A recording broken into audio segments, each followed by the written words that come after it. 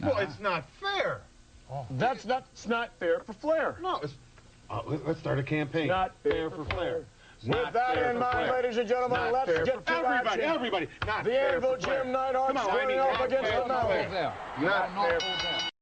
Get ready. You're talking to the Rolex wearing, diamond ring wearing, gift stealing, wheeling dealing, limousine black, jet flying, none of them again. And I'm having a hard time holding these alligators down.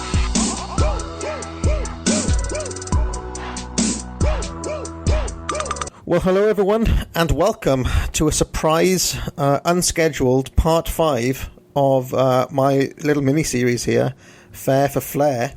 Now, I set out a gauntlet. I said, anybody who wants to come on and debate Flair with me, I took heat from various different people for saying I'm only going to have my buddies on. And wait. Does that mean I am not your buddy, Parv? Well, wait, Will. I was about to say, and there was only a couple of real respondents to the private message. One of them was a buddy of mine, good old Will from Texas. How you doing, Will? Yeah, I'm good, man. I was offended for about 3 seconds there. So I'm kind of having my cake and eating it too. Somebody is coming on air to debate me, and he is a buddy of mine. So there you go. So why didn't you just explain to people why you decided to send me a message, Will? What was your motivation? Okay, well, here's the thing, and I know Flair fans, and I am a Flair fan, so it's not even like I'm not a Flair fan, but Flair fans get very defensive because this guy's put through the mill. And I think one of the things we have to take into account is the amount of available footage that is available for Flair. Mm-hmm. Because you're the world champion, not just the world champion, but in an age in which VCRs came about and where you could record his weekly stuff, and then going through the biggest popular times, whether it's mid 80s or late 90s era wrestling, well, inevitably more people are going to be exposed to him, right? Yeah. And so everybody has an opinion on him. Everybody has an opinion on Stone Cold. Everybody has an opinion on Shawn Michaels or Bret Hart or Randy Savage. It's just, or Hulk Hogan for that matter. It's just they've been exposed, because of the amount of footage there. Doesn't mean that we can't do these fun things. It's just that's why people come out of the woodworks, is because they might not have seen El Dandy. They might not have seen the best of William Regal or Buddy Rose or Dick Murdoch, but they've been exposed to Ric Flair. So it's easier for people to give opinions on him. And I'm a big Flair fan, man. I make no bones about it. It's just I think that Flair fans get defensive because there are certain arguments that guys like JDW have been making for like 20 years. So he's just kind of recycling his old points. He's not watching the matches over. He's not, reevaluating Flair's career. He's not kind of looking at things with a fresh perspective the way we do with the 80s DVD VR projects. He's just kind of recycling his opinions from the past. And then there are guys that are brand new to Flair that are completely new to the Steamboat Flair series that maybe have, finally because of the network gotten to watch all the WrestleManias or the one WrestleMania that Flair worked, or all the Clashes or Starcades, the big shows that Flair was on. And so I kind of wanted, as someone who's watched a ton of wrestling, I know Pete, our buddy Shu, said that he was one of the guys who's, watched as much wrestling as anybody in the world. Well, I'm probably right up there in that category, so I've been around a long time. I'm an old man, that's why I'm good old Will from Texas, not good new Will from Texas, right? So it's one of those things. I've watched a ton of wrestling, and I've exposed people to tons of wrestling. I've done my projects over the years. Well, I'm one of them. Well, right? Yeah, and there's no shame in that, right? I mean, we're different ages. I mean, I grew up in the 80s. I got to watch this stuff live. I came back to wrestling in the fold during the Attitude Era, the Monday Night Wars, but I kept watching it, and then by the time the internet came about and tape trading and DVD trading, really, which is what I really got into, I had the money and the means to actually gather as much footage and made the right connections, quite frankly, to gather as much footage as possible. Yeah, I know you always say on Titans, Pete's the 10,000 DVD man, right, or whatever it is. Right. Well, I'm the 20,000 DVD man. You know, so it's when I come at Flair and I make criticisms of Flair, it's not like I've never seen this guy or he's new to me or I'm recycling arguments that I felt in 2002. I actually watched a few Flair matches today just to kind of get a feel of maybe I was wrong about what Marty Slee said on your first show, you know.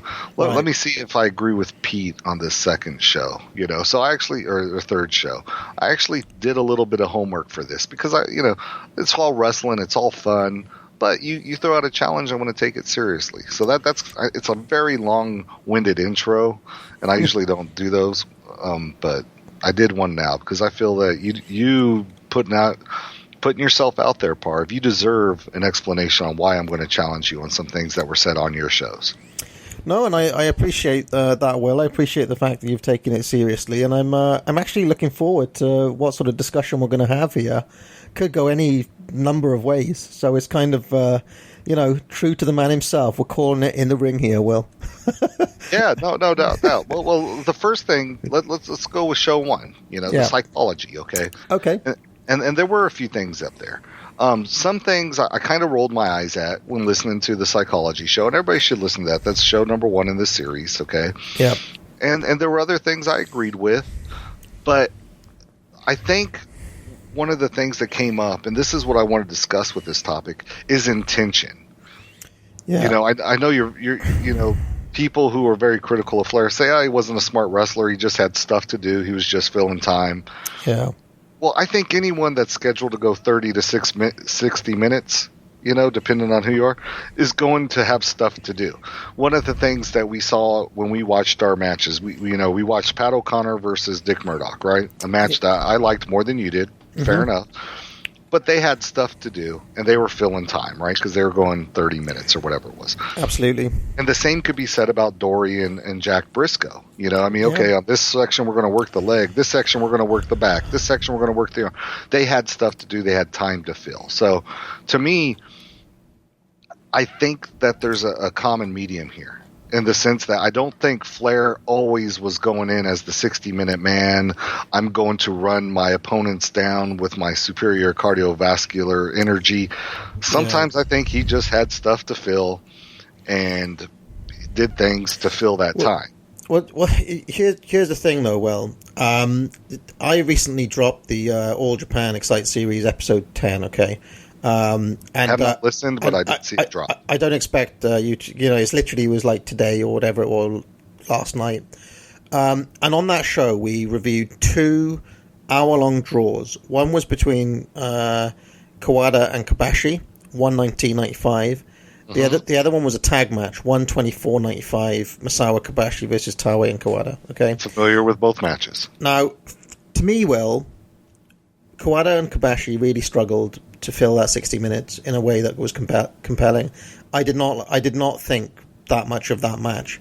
And one of the reasons I was thinking, well, why aren't I getting more from this, is that I've actually watched quite a lot of hour-long draws by this point, and I'm sure you have too, even though you're a guy who has professed not to, you kind of at a point in your life where you'd rather not spend an hour on one match, right? Well, you've said that before. Absolutely. But you've watched your fair share of our Broadways as well, right? Tons of them. And to me, watching that match actually made me appreciate some of the stuff that Flair is able to do to fill that time even better than when we recorded that part 1, when I hadn't watched those matches, because there were times during that where they were visibly just out of ideas, And it's one thing I think with Ric Flair is that he's such a pro. He knows what he's doing. So, it's because he's been there so many times, and it just comes with experience, right? And Stephen Graham, who you've done many shows yourself with, Will, his kind of excuse for it was that, well, those guys weren't used to going an hour, and Flair had done it a million times, so that's why it's not kind of comparing favorably, but. I don't think that's a valid excuse. If you go the amount of time you're supposed to go, if you're supposed to go an hour, then you should have the wherewithal to be able to fill that hour up, And so and to me, that skill of being like, okay, so you could say, well, he didn't plan everything out. Well, who can plan out an hour of wrestling? It's that kind of being able to work, having the experience to work on intuition, where you can kind of feel your way through. If you told Flair to go out there 20 minutes, he could fill the time. If you told him to go out 45 minutes, he could fill the time. If you told him to go out there 90 minutes, I'm sure he could find ways to fill that time and keep it interesting and do stuff, keep it entertaining for the fans, send them home with their money's worth. And this is a point that, I think is too easily dismissed. He does it often with coherent psychology. And people always point to the same couple of spots, Will. The coming off the top, or the Flair flip, or the Flair flop. Something they point to those same spots, but those spots have, they're usually used as transitions, or they're used sometimes. And I mean, okay, yes, in a 20-30 year career, there are points where he got lazy with it, especially when he got older, especially when you get to the 90s, and he's the 90s, yeah, sure. Okay, but I mean, this may be another point that you want to bring up. But if you listen to me and Charles, we're basically talking about Ric Flair, the NWA champion, 99% of the time when we're making these cases. We're not talking about Flair in 1998. So, and in a lot of those matches, he uses them as transitional spots. I was even looking out for them when I was watching matches with Pete for the part 3. So I don't know. Do you have any kind of rebuttals or anything you disagree with what I said there? I don't disagree with the idea that Flair can work a 60-minute match. I enjoy Flair in a 60-minute setting. I don't know, except for the 55-minute 2 out of 3 falls clash match with Steamboat, which is a great Flair. I don't know if there's been a 60-minute match that I thought was as great as Bockwinkel versus Hennig that went 60 minutes, and which was kind of built. Because we say, like, nobody can really do it, and how do you fill the time? Well, if you look at the Bockwinkel-Hennig 60-minute match, it's really a 3-act play. It's mutual friends, it's losing your cool, and it's all-out bloody brawl. You know what I mean? It's a 3-act play. And now, granted, man, I give Flair a lot of credit, traveling the world, flying and profiling and styling and all that stuff. But at the same time, I don't think I've ever seen him like have that 3-act play. Besides maybe the 2 out of 3 falls, because it was 2 out of 3 falls. Each fall can have a different. Well, what about the jumbo matches? Were you not a fan of them? Loved them. But I didn't think that they were as transcendent as like Bockwinkel Hennig. You know what I mean? I mean, I can't. And we're also comparing what we're doing there too is just for my personal taste, right? Like Flair and Jumbo should have great matches. They're both in the running for number 1 of all time. You know what I mean? Yeah. Which isn't really my argument. When you put 2 great workers together and they mesh, I don't even have an argument with that. They should, because they're 2 great workers. Like when Dick Murdoch and Ric Flair have a great match, they should. They're Dick Murdoch and Ric Flair. Yeah. But it's not that. It's like let's take 2 of the things we talked about: the Flair flip and the Flair flop. Flair has said in interviews. I mean, he said it in the shoot interview we were talking about before the show. Mm-hmm. He saw guys like Ray Stevens do certain things, and that he wanted to make sure that whenever someone saw him, they saw his signature spots. Kind of like, and I'll give you an example of a guy we're going to talk about in a little bit, Elijo Del Santo, right? Right. Elijo Del Santo has his signature spots. The diving out of the corner and doing the flip to the outside, the camel clutch, etc., right? Those are like signature spots. But it's when you fit them in. And to me, sometimes I can see it. If you're in a crazy brawl or whatever, those aren't the matches to do those spots. You know what I mean? Yeah. Like maybe a typical spot, And to be fair, I did not watch the Terry Funk I Quit match. I don't know if he did that in that match or not. Hopefully he didn't. I don't know. I've seen it in a while. But and I love that match too. But I think that what y'all were talking about on the show that bothered me is like intention. No, I think his intention was to make sure he got his spots in, because that's what he was taught and that's what he expected. You know what I mean? Sometimes they were natural. Like, I always defend Flair running up to the ropes to get body slammed off because he won world titles with it. Hey, if he hits it, that's a game changer. That's a world title winner, right? Mm-hmm. You know, in the Vader match, which I did watch, it was great because Flair, the underdog, went to the top to get Vader off of his feet. It made perfect sense in that setting, you know? Yeah. I don't know if it makes a lot of sense in the Sting match, in the Clash match, where he's given credit, right? I mean, really, he's given credit for walking Sting through this long 45-minute match, but he does it over and over again. And man, I don't know how many military press slams were in that match, right? Well, you see, here's the thing, Will. I mean, I'll just a couple of things. You mentioned Hennig Bockwinkel. I mean, you won't get many arguments out of me because I ranked that as the 23rd in my top 100 matches of all time recently. So yeah, I would have it in my top 10 of all time. You know, I do think that is a transcendent match and possibly the greatest hour-long match. If you say that Clash 6 goes 55 minutes and isn't quite an hour, it's probably the greatest example of a match building to a finish. So I have no qualms with Bockwinkel Hennig. I don't know if that match though invalidates anything that Flair does. The other thing I wanted to say is that you know, you're talking about Flair versus Sting, and the thing is that a lot of the Flair guys, you know, when I talk to Chad, when I talk to Charles, when I talk to Pete, none of us really rate that match particularly highly, and I think. But I want to interject real quick there, Paul. Yeah. It's not about the match. It's about the spots itself. You see what I'm saying? It's not about the match. It's about a specific example. Like, no one's going to rate his Scott Steiner match as a highly rated match, right? Okay. So what I want to say though, Will, is that you see, I think this is something that we've been trying to articulate through various different arguments across the years and even on these shows. So I'm going to try to lay it out, okay, once and for all.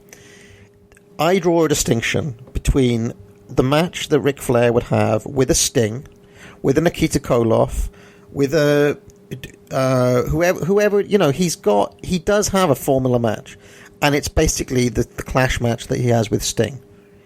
If you took that Clash match that he has with Sting and put it up against one of those Nikita Koloff matches, you could probably see very similar spots, military presses, slams off the top, and that is Flair basically being like, shit, I'm in here with a guy who's green as grass. I need to send these fans home happy. I need to make this guy look like he can actually beat me. I need to make him look like a credible worker. And that is what I would call Flair's kind of broomstick match. And right, okay, the psychology is not top-notch in those matches, but look who he's in there with. I mean, Sting wasn't great in 1988. He really wasn't. No, I get that, but I mean, Sting was never great. But okay, you brought up Nikita Koloff, right? Right. This is why the Nikita Koloff comparison really bothers me. Okay? Mm-hmm. Look at what Nikita had just done the entire summer against Magnum TA. Have you ever seen the Best of 7 series? Like, I think 3 or 4 matches I've watched a lot of those matches, yeah. And they're great matches, right? Yeah, they are really good, yeah. Yeah, I call them great. You call them really good. So I think there's a difference. Here's Magnum TA, who's a really good wrestler. Okay, really good wrestler. And we're seeing more of that with the Houston stuff. And Magnum and Flair had great matches, right? And Magnum is cut in that same mold. Why was Magnum able to get great matches or really good matches, in your words, out of Nikita, whereas Flair and Nikita always kind of shit the bed? I honestly think that, I mean, I don't know if the matches are appalling, the Flair Nikita ones, but I do think Flair has a habit of thinking, right, he kind of, I don't know for sure, and he's never said this, but I think that Flair, because he's quite full of himself and because he's arrogant, occasionally thinks to himself, right, I've got an opponent here, he's a big kind of piece of meat, I'll just give him that match. So there's that.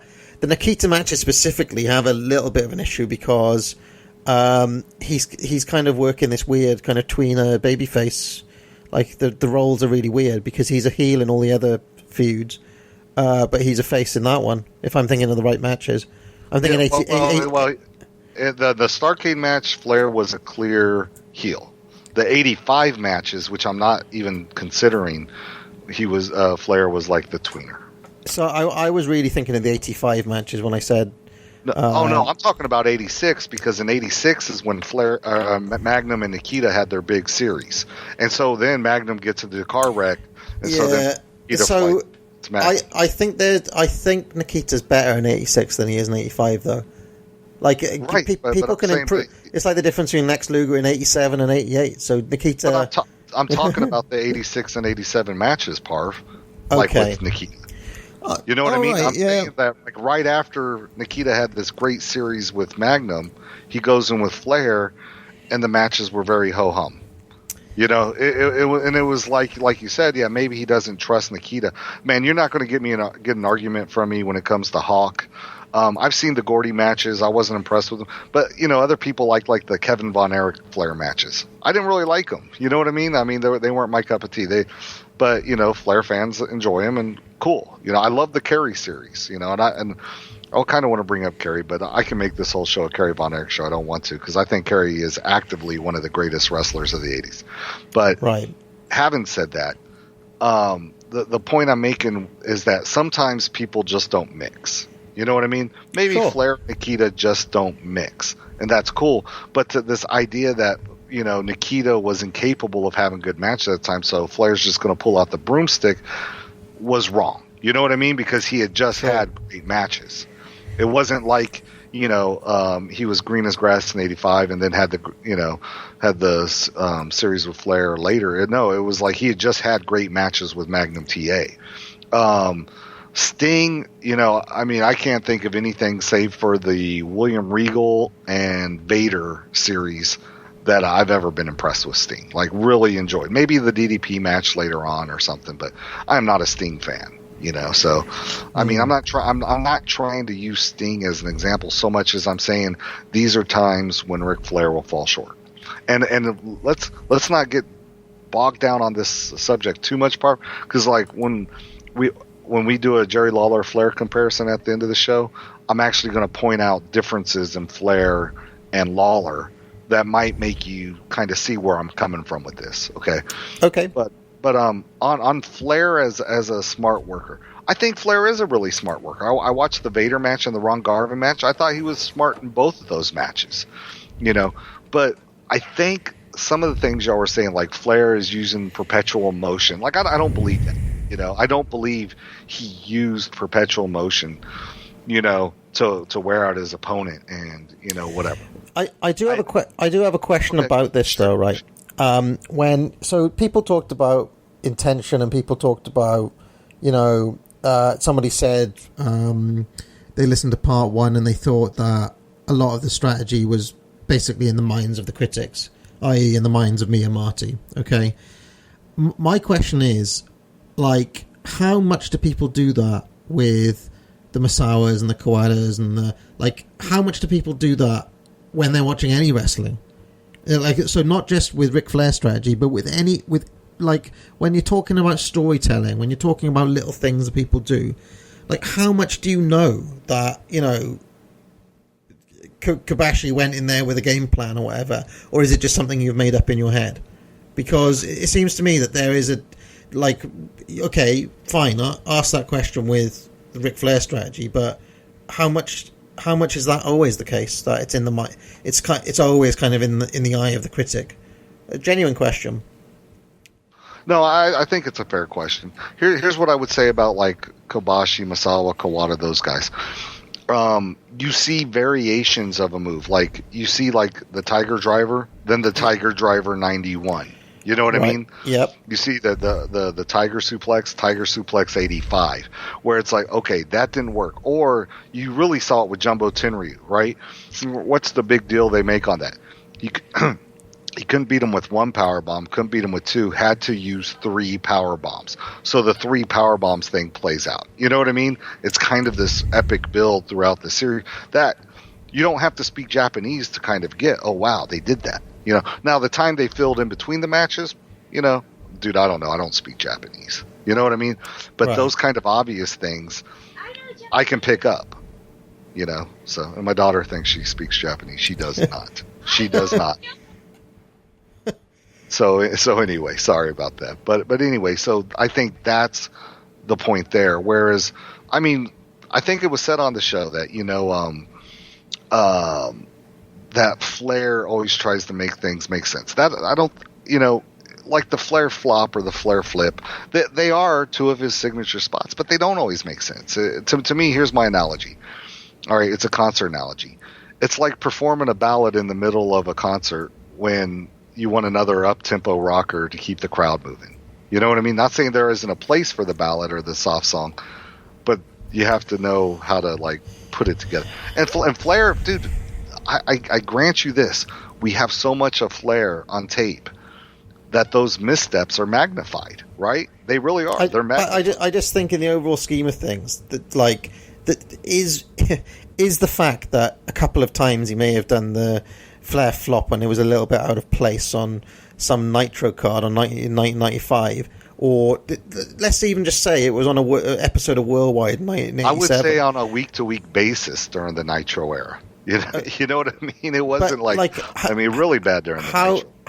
How much does that affect all of the other stuff that we've does it really affect his case? Is that the differentiator between him and like a Terry Funk or a Stan Hansen, or is it really? Because nobody's doing that with Terry Funk, and which is the point that me and nobody is looking through all of the different Terry Funk matches and saying, hey, look, in this match in 1981 he pulled out this comedy spot in a place where it wasn't that appropriate. And look, he did it again here in Puerto Rico in 1987.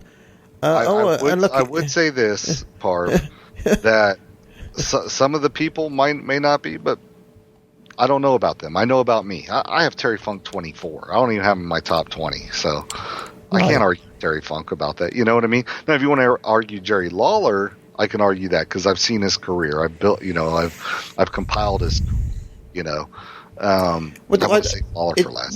But it's. I mean, I'm not just talking about. I mean, and we're going to have some time where we do some comparisons. But the general point is that because of who Ric Flair is, you have people pointing out, going into the minutiae. Whereas when it's a Stan Hansen match, it's like it's all awesome. It's Stan Hansen. Like, you never see the guy get any criticism at all apart from Matt D. And it's just like, okay, but like, yeah, we've seen that spot 15 times before if you watched any Stan Hansen matches, but nobody really makes those points. So it's like, to some of us Flair fans, it feels like, well, Flair's always getting it for this, but all of the other wrestlers pull many of the same tricks and never get pulled up on it. Do you know what I mean? Does that make any sense? Or yeah. I'm not even going to argue that. You know what I mean? To me, here's how I would answer that. Every wrestler has things they like to do that we mark out for, right? Mm-hmm. I mean, dude, you've mocked me on the message board before for liking Dick Murdoch's facial expressions. You know what I mean? Yeah. I think facial expressions are a great way to show pain, to show anger, to show happiness, to show multiple emotions. For whatever reason, that doesn't matter to you, and that's cool. But that's something I look for. So I'm going to mark out when Dick Murdoch, gets popped in the jaw, and he does that little thing where he's like squinting his eyeball and rubbing his jaw because he just got a tooth knocked out. It's just something that I mark out for. So let me throw back, like, what little things does Flair do, okay, that no matter when they happen, what they do, that you mark out for? Like, what's one of the signature things that Flair does that just every time he does it, you mark out for it? I don't know about mark out, but he does have a lot of, he has fantastic character work, I'd say. He's one of the best in the business at just random jawing. When you've seen him do it a million times. Where like where he points to someone in the crowd and says, "Hey, fatso, sit down." That kind of thing. Or like when he points to a girl in the crowd and he'll be like, "Tonight, my room," or whatever. Yeah, I mean, or does his little thrust, like, "Hey, tonight you're going to get this," kind of. Yeah. Yeah. he does all of that stuff very, very well. He's one of the best vocal sellers, I would say. Yeah. Okay. Why do you credit like being a verbal seller? Why is that better than like facial expressions? Well, I'm not down on facials, Will. I'm not down. I think. Murdoch's facial expressions. I love William Regal's facial expressions, for example. He's great at it too. I love old Ricky Martel's. I mean, I even like Dick Murdoch's. But all I'm saying is that it's not the only criteria that I'd rate someone on. That was probably in a defense of old Dory, who has no facial expressions at all. So, but anyway, there are lots of things that Ric Flair does that I love. I mean, he's great at working in a corner. When he hits the chop and then he looks in their eyes and then there's a bit of a delay and then they'll say the old woo. There's plenty of spots that Flair does. I love it when he just does a snapmare and a knee drop.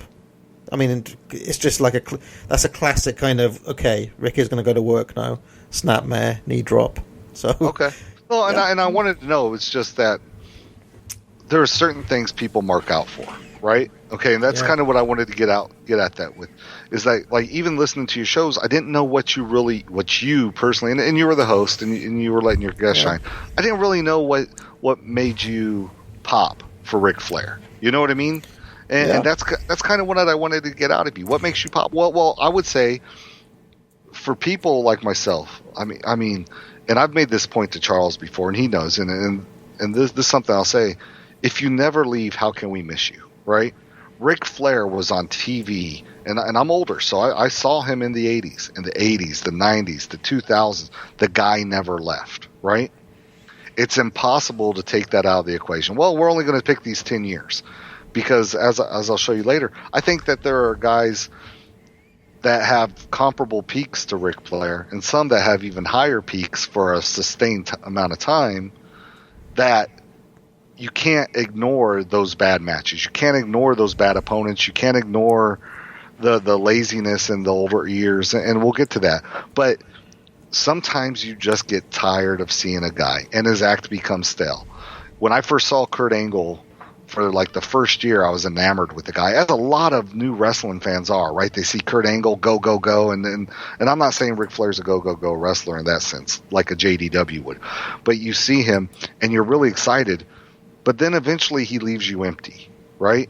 I think there's a point with certain wrestling fans where you've seen so much of this guy, he never leaves, he's always there, and you're just tired of seeing him, and there's nothing in his shtick that you're going to pop for. You see where I'm coming from? Yeah, I still don't really buy it as an argument though, because it's it's like saying, "Oh, right, well, I'm really fed up of Paul McCartney now." But, right, I'm sick. I'm really sick of it. I'm really sick of him, like bringing out the same old hits, and he never bloody goes away. There he was. Why has he got to play? Maybe I'm amazed all the time. Like, what's the deal with Paul McCartney? But it doesn't matter, because Paul McCartney's case was made by 1970. He could have died then, and he'd still have a case for all time. What's the difference with Flair? What's the difference here? The difference is we would have missed out on a lot of great shit he did afterwards, right? And maybe the same thing. If Flair had dropped dead in 1990, we would have missed out on Royal Rumble 92, the Vader match that you talked about, that amazing promo where he cut on Eric Bischoff, the fucking match with Shawn Michaels with the "I love you" that some people like. See, now we're talking the Mick Foley. All I'm saying is we would have missed all of that stuff, just like we would have missed all of those really good Paul McCartney songs on really average albums that he made for the next 20 odd years. Doesn't matter. But it matters. It matters if you're a Stones fan, where the Stones had like 30 years of good shit, and then the 10 years of kind of suckiness, or 15 or whatever. You see what I'm saying? Like the Stones is the counter argument to the Beatles, always has been, right? Well, when the Stones do what they do best, no one can touch them. And they did it. They kept doing it while all their contemporaries fell off to the wayside. So Yeah. are you a Stones fan or a Beatles fan, or a Paul McCartney fan specifically? Maybe that's the answer, right? Maybe that's the answer. I'm trying to respond.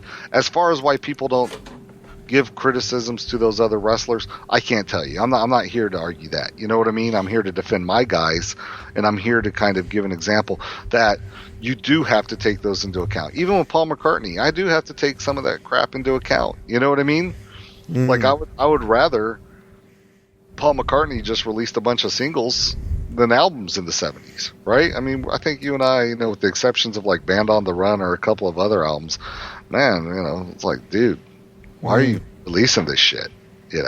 Same thing with Flair. Why are you releasing this shit? Just get to the greatest hits. Come on, Now, but I'm just saying, there are things though that I thought that you guys read into of what Ric Flair does that I don't think so. I just didn't see. I don't see like this thing where Ric Flair is gonna do the chops to cut off your win. No, I think he did the chops because something I do agree with that y'all brought up is Ric Flair is really good at listening to the crowd and trying to elicit responses, right? Mm-hmm. Okay. Yep. I think he did it because it made a loud sound. He in a way he was doing this weird tribute to Wahoo, or somebody he copped from Wahoo, the same way he copped stuff from Ray Stevens, and it gets a response every time he does it. You know what I mean? I think that's what he. I think there's a distinction to draw here, though, between why a wrestler does something within their own mind and the idea of kayfabe strategy. I think those are two slightly different things. Like, okay, I'll give you an example. Let's say my man, Rick Rude, okay? Now, the real reason that he may have for applying the camel clutch, because he's tired and wants to take 3 or 4 minutes of a rest, okay? But the kayfabe reason, and what the commentators will be putting over, is, well, he's weakening the chin, or he's working over their back, or something like this. And this is something that we allow basically every single wrestler. So we should allow the same thing for Ric Flair. I don't know why. What's going through? Well, no. To me, I'm saying it's still not the real reason. You know what I mean? And I don't mean the real reason. Even in, I think he chops people. If you want to think in kayfabe terms, because it fucking hurts. It's a chop. You know what I mean? I don't think though that it's. That he's letting blood fill into their lungs or whatever the argument was. That's my argument. No. I think anytime another wrestler pretends to punch or elbow or forearm another wrestler, it's because he thinks it's going to hurt the guy and wear him down. You know what I mean? Right. Okay. That's what I'm talking about. Like, that's what I was saying that I don't. Like, I think you're reading into things like, I don't think it was like a physiological or biological reason. You know what I mean? Or that his strategy for chopping is to do it. I think that's his strike of choice. Kind of like Dory's strike of choice is the European uppercut, right? Sure. Okay. I mean, that's it. I mean, Wahoo's was the chop. At least with Wahoo, we can say he was an Indian. He did the Indian chop, I mean, that was kind of his thing, And if you look at like those long Ric Flair matches, it wasn't so much Ric Flair was like running around and working circles and go because he was always going to wear the other guy out. Because most of those matches, if you look at like Steamboat, who's going to outrun Steamboat? It's not like, they would say, Flair had to carry Steamboat because he couldn't go the 60, right? No, he'd always say, Flair, Steamboat, go. So that's not really the case either. It's not like he had this cardiovascular strategy against Steamboat. I'd say Steamboat is possibly an exception. They have a unique dynamic, those two. I would say Kerry, Murdoch could go 60. You know what I mean? He can go 45. Yeah. Whatever. I mean, Race. I mean, we've seen like the really long TV match with Race, or like him and Flair. I think him and Flair only went 20, 25. But like Jumbo, Jumbo's going to go 60. You know what I mean? So to me, I don't think it's this strategy Flair has in long matches to wear his opponent out. Maybe someone like Vader, like, where he keeps running to the top to chop Vader down, or, I mean, he catches Vader with that poor knee clip at the end for a flash pin. Maybe someone like Vader, or, if he was to work King Kong Monday, of course, but every wrestler in that era would have done that for a big guy. Oh, well, this is speed versus strength. You know what I mean? or maybe even like the big lugs like Luger or Sting. Maybe it applies more to those guys than like your Carries, your Steamboats, your Garvins. Those are guys who could go along with anyone else. You know what I mean? Yeah, I think that's fair. That's kind of what I'm saying. Like, it definitely applies to some people. It definitely applies to some opponents more than it does to others. And to be fair, I think that's the strategy of like almost any like top guy in the 80s. You know, I don't think that's a Flair exclusive. It just so happens that we have a lot more longer Flair matches on record than other guys. Now, I should ask you, do you, so if you don't, I mean, that was mainly Marty's argument about the cardio and whatnot. To an extent, I agreed with him as well. Certainly when he first said it, I thought that Flair's basic strategy, I mean, I'm just talking about his basic game plan, is a kind of, is the Rocky Balboa one. It's like, I'm going to outlast you, I'm going to take as much punishment, and I'm still going to come out on top. Because I'm going to strip it down to that. I think it's minimalist in the sense that no, he's just waiting. I think he's an opportunist, the same way Tully Blanchard or even heel Randy Savage was an opportunist, where he's going to wait for the right time to where the ref isn't looking, and he's going to cheat, and he's going to stooge and goad his opponent into that false sense of security, which y'all brought up on the show, to be fair, to where he can cheat, do the trick elbow, the trick knee. Yeah. You know what I mean? How many times have you seen him do it? The bag off, and then pops up with poke in the eye. You know. And so to me that was his strategy. Was, you know, it wasn't, I'm going to outlast this guy. It's I'm going to wait till it's my time to cheat. You know, put my legs on the ropes. But my point is that Flair also will back himself to be able to take the punishment until there's an opening. Just like a Rocky will be able to. Yeah, he can play like a defensive game. And to be fair, this is not something that is unique to Ric Flair. It was unique to all the great heels of the 70s and 80s. Well, not just the heels. It was basic NWA champion psychology as well, because the NWA champions all worked defensive because they had to be beaten. So he can afford to let. I mean, if you think of it in boxing terms, if you can imagine somebody with their guard up, Mayweather. Yeah, he's saying, "Come on, you're gonna come and attack me, and sooner or later you're gonna make a mistake, and as soon as I've got an opening, that's when you're gonna see, you know, why I'm a world class wrestler type thing." And you know, sometimes the point is with Flair though is that sometimes that can go 15, 20 minutes before that moment comes in the match. You know, so yeah, but I don't think that his opponents were never up for the game. You know what I mean? Oh, no, sure, yeah. I think that's the distinction part, is that wasn't a uniquely Flair thing. You know what I mean? I mean, usually when you, like, if you take Mid-South, there are a lot of long Mid-South matches on there involving, like, Butch Reed, Dick Murdoch, those guys, right? Sure. Well, you know, you see a lot of kind of the same stuff. We talked about Bockwinkel Hennig.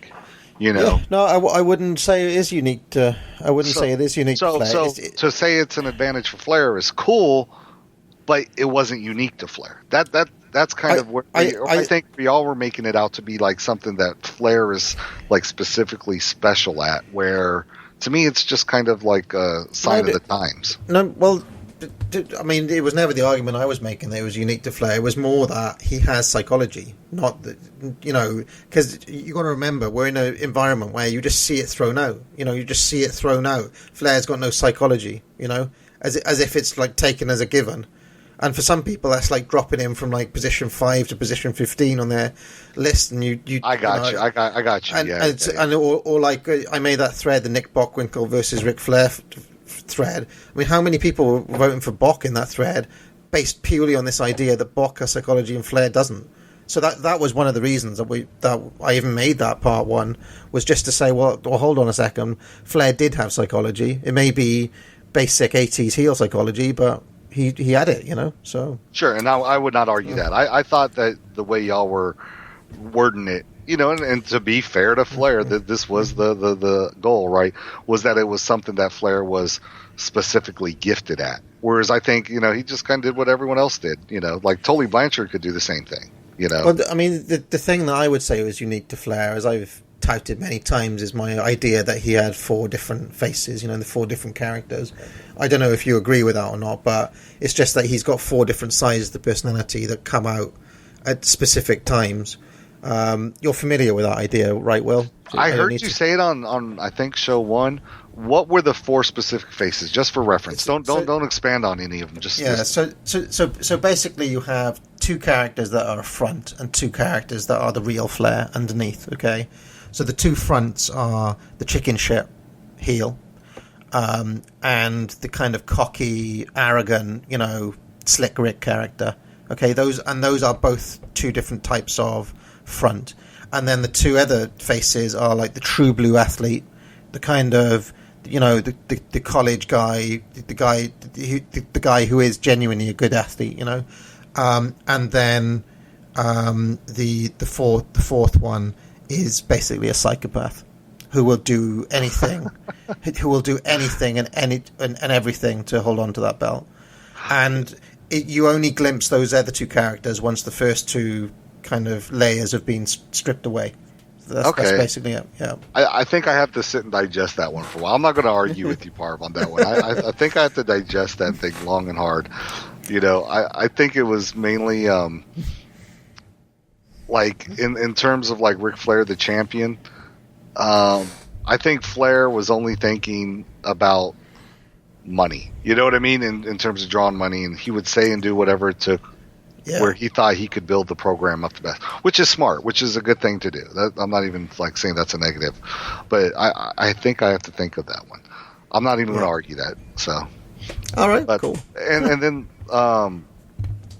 the other thing I would think, and I'm actually going to defend Flair a little bit. Y'all talked about him working the leg. I thought he was fine working the leg. I thought that, usually he started working the leg after, he cheated and exploited a weakness in his opponent's game. And he did, but like, once again, something not unique to Flair, he would exploit a body part when the situation was time to exploit it. Now, other guys, I think, are better on the mat than Flair. You know what I mean? Like, I think better mat workers than Flair. Wouldn't dispute that. He was perfectly serviceable. Like, Tito Santana would never set up the figure 4. I don't want to say never, but like seldom, like he would like use it. Like, I want to say there was that tag match from Toronto with him and Steamboat, where the figure 4 wins it, and a leg was never used. A leg work was never used in the entire match. It was his finisher, and it made the other guy tap out because he didn't want his leg. There is one thing I want to ask you on this, Will. Sure. So to me, I watched the match. I want to say it was it the Tenryu match from '92 that I watched? Okay.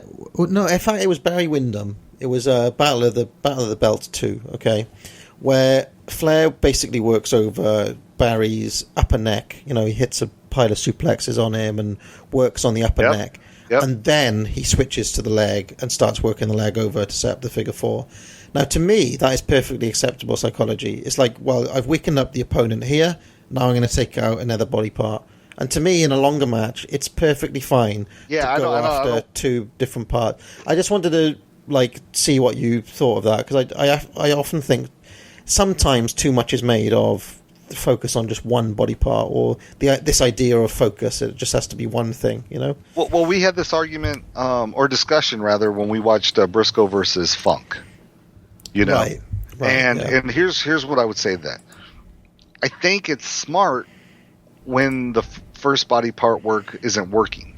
You know what I mean?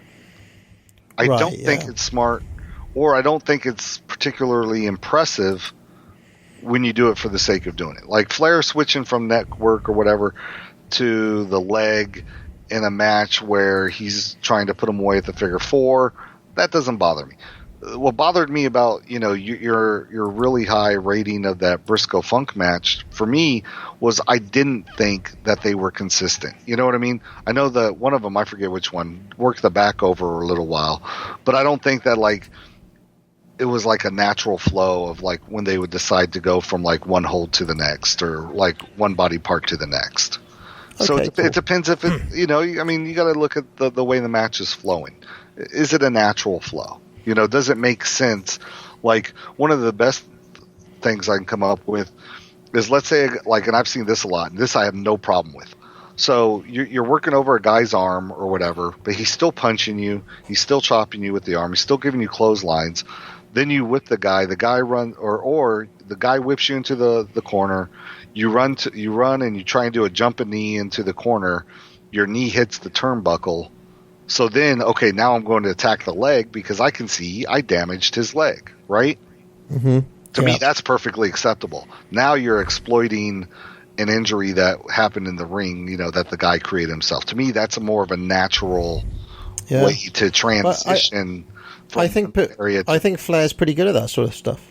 I think he's fine. Yeah, because he's good at that stuff because he hasn't planned things out. It's because he's literally just, he just feels his way through matches. So if a situation presents itself, he'll be perfectly fine to work his way through it. So I think, like in that match, for example, Wyndham hurt his neck, and he was doing all sorts of spots I'd never seen before from him, just because he was trying to capitalize on a neck injury. So it's just kind of like, I don't know, I think he's perfectly good at that sort of thing. Yeah, I think he's perfectly fine. But once again, and I'm going to reiterate this, I think it wasn't something unique to Flair. You know what I mean? Like, I think Murdoch is great at stuff like that. I think Lawler is one of the best at stuff like that. I thought Funk was good at doing things like that. So, to me, that's not a Flair-specific thing. Once again, like, I kind of have a chart when we, later on part of that, we can run down the list. But I think that's another distinction. Are these things that are specifically unique to Flair, or are they unique to the times? And because Flair was the world champion, he got to kind of show off this stuff more than others. Okay, fine. Shall we move off psychology and onto some of these other topics? Yeah, absolutely. Let's. When you and Pete were talking about the top 20 matches, I love all those matches. I'm not gonna say I don't like these matches. I think that they were all great matches, and go.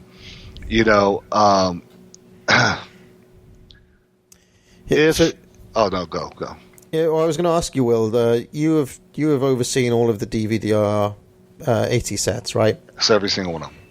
And would it be fair to say that Flair is featured on on almost all of those sets, apart from New Japan? Yeah, and that he's got matches that are rated highly on all of those sets, including places like Memphis, where he wasn't even around that much. Yep, absolutely.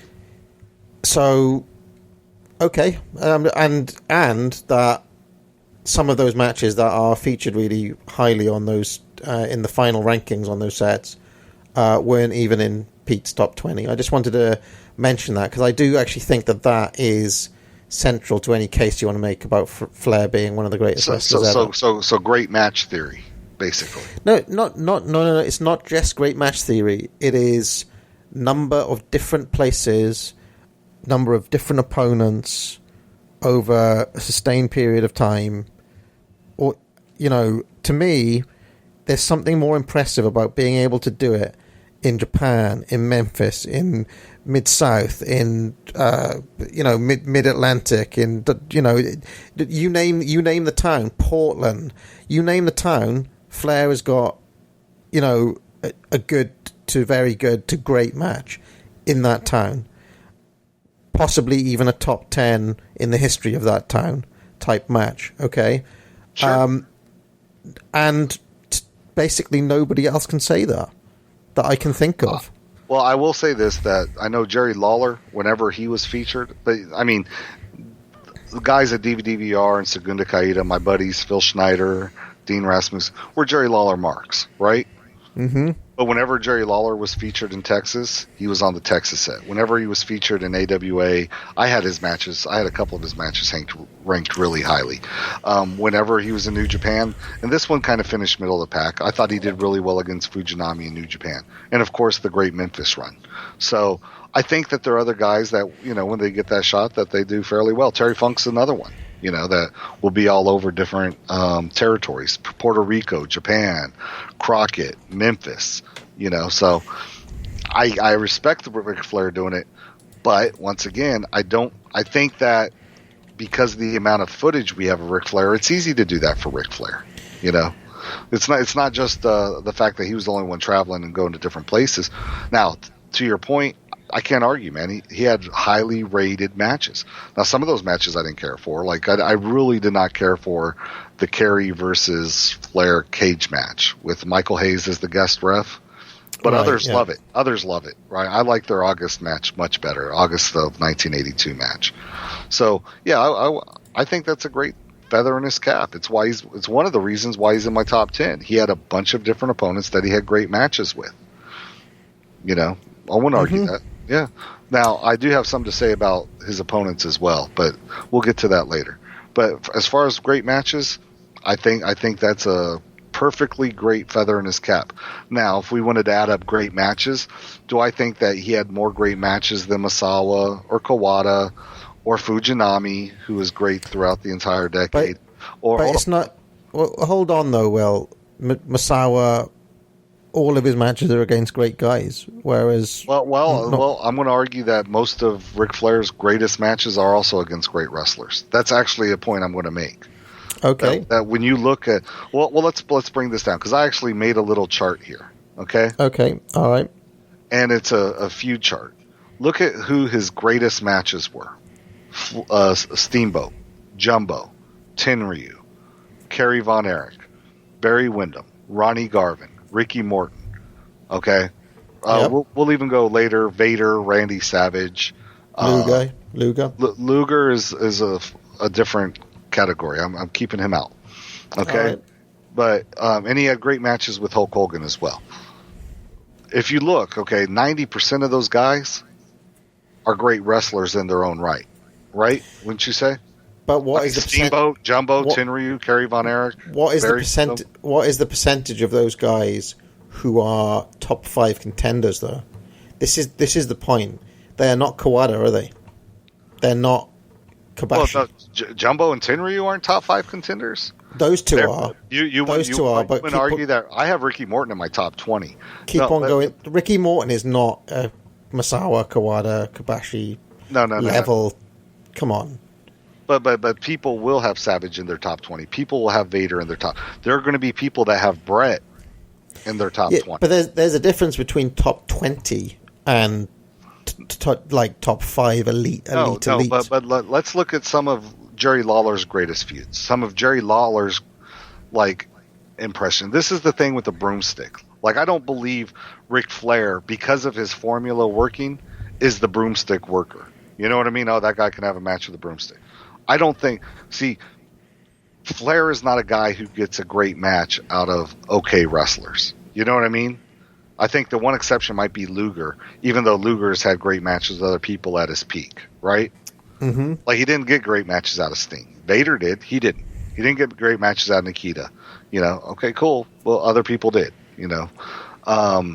Brody, I guess you can throw Brody in there too, because I'm not a Brody fan. You know, but other people argue, you know, that Brody had better opponents. Okay, now let's look at people that Jerry Lawler has had great matches with. Okay, Austin Idol, who I've never seen another guy that has had great matches with Austin. I've seen fun matches, never great men.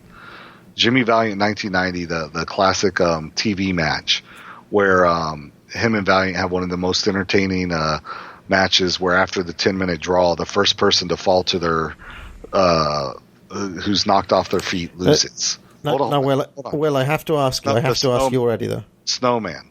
One-legged Kerry Von Erich in 1988. Kamala in 2003. Bam Bam Bigelow, very green Bam Bam Bigelow in 86 or 87. The Miz in 2011. Those are broomsticks. You know what I mean? Yeah, but Will, are these 5-star all-time matches, or are they just watchable?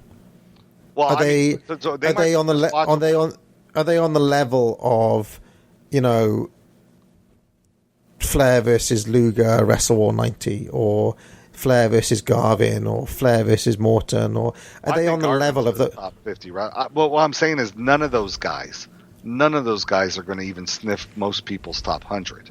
That's the difference, Parv. If you're in a top 50 greatest wrestler of all time, you're a pretty fucking great wrestler. But my question is, how great are those matches that you've referenced there? Like, are they in the pantheon of the matches that I just mentioned? Are they even close to those matches? Well, I would rephrase it like this. Like, obviously, if I'm going to go Jerry Lawler versus Bill Dundee, right? Mm-hmm. I would probably rather watch their feud and their matches over any Flair Luger match ever. You know what I mean? Or any Flair Magnum match, and I like that series, or Flair Savage match.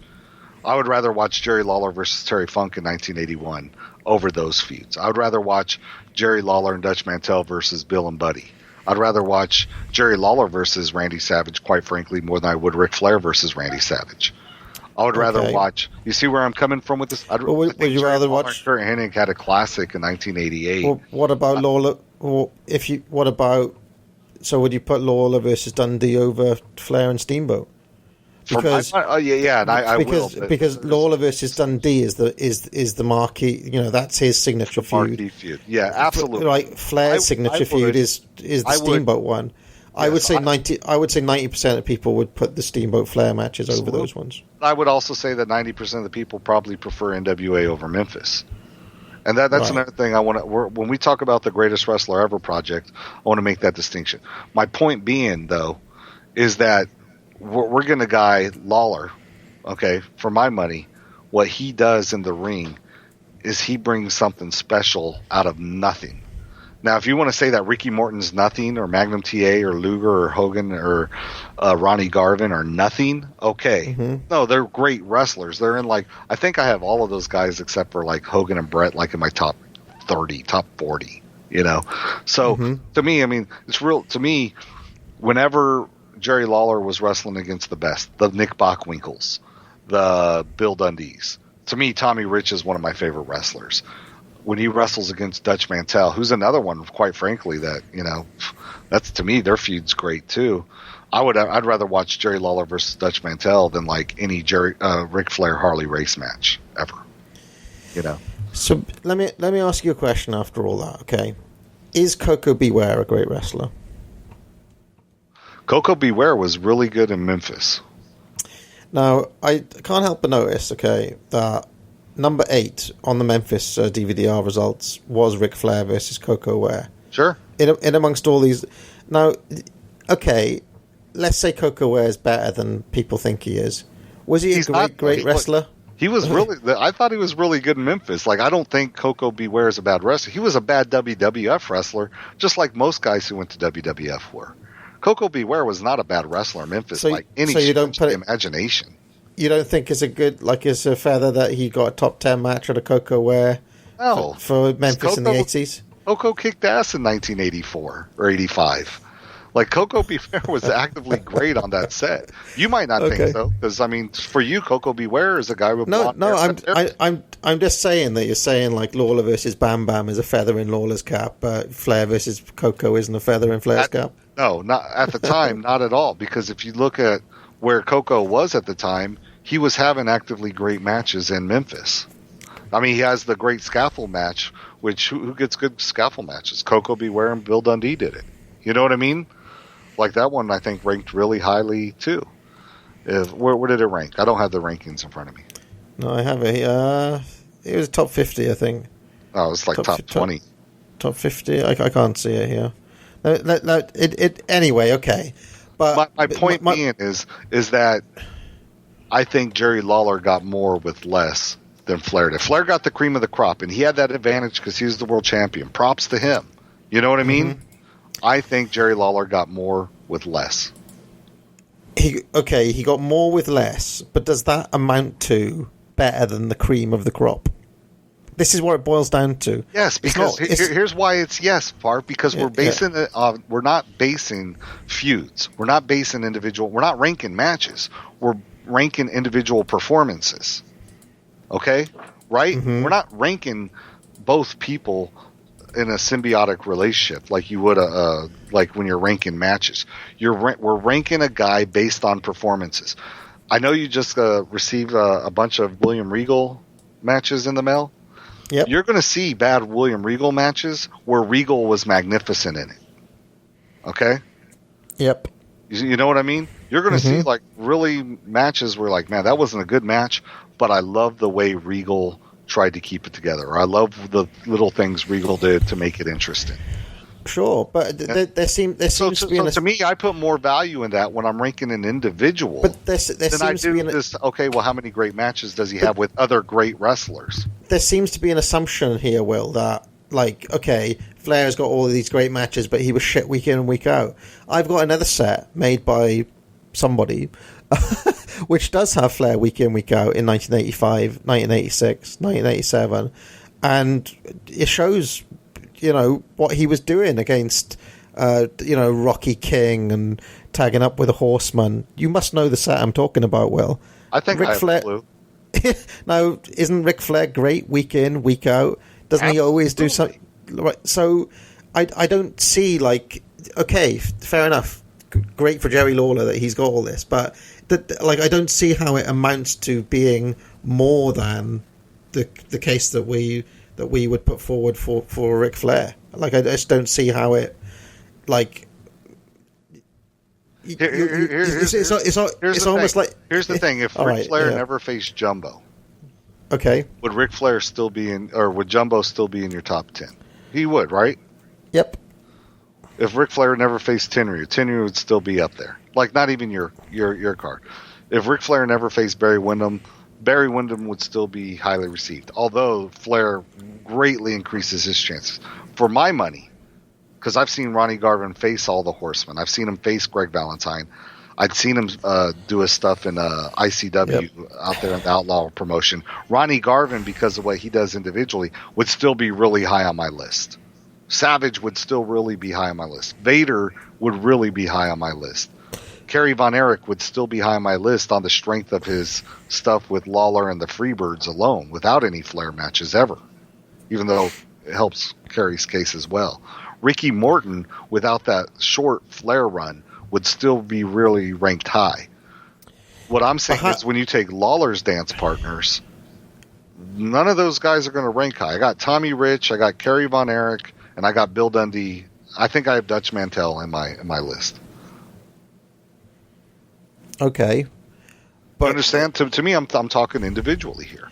But how many of those guys that you just listed had their greatest match or one of their greatest moments with Ric Flair? So that would be a question.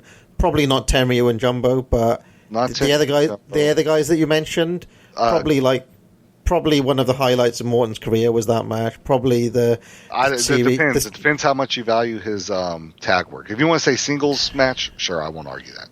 Let's go individually.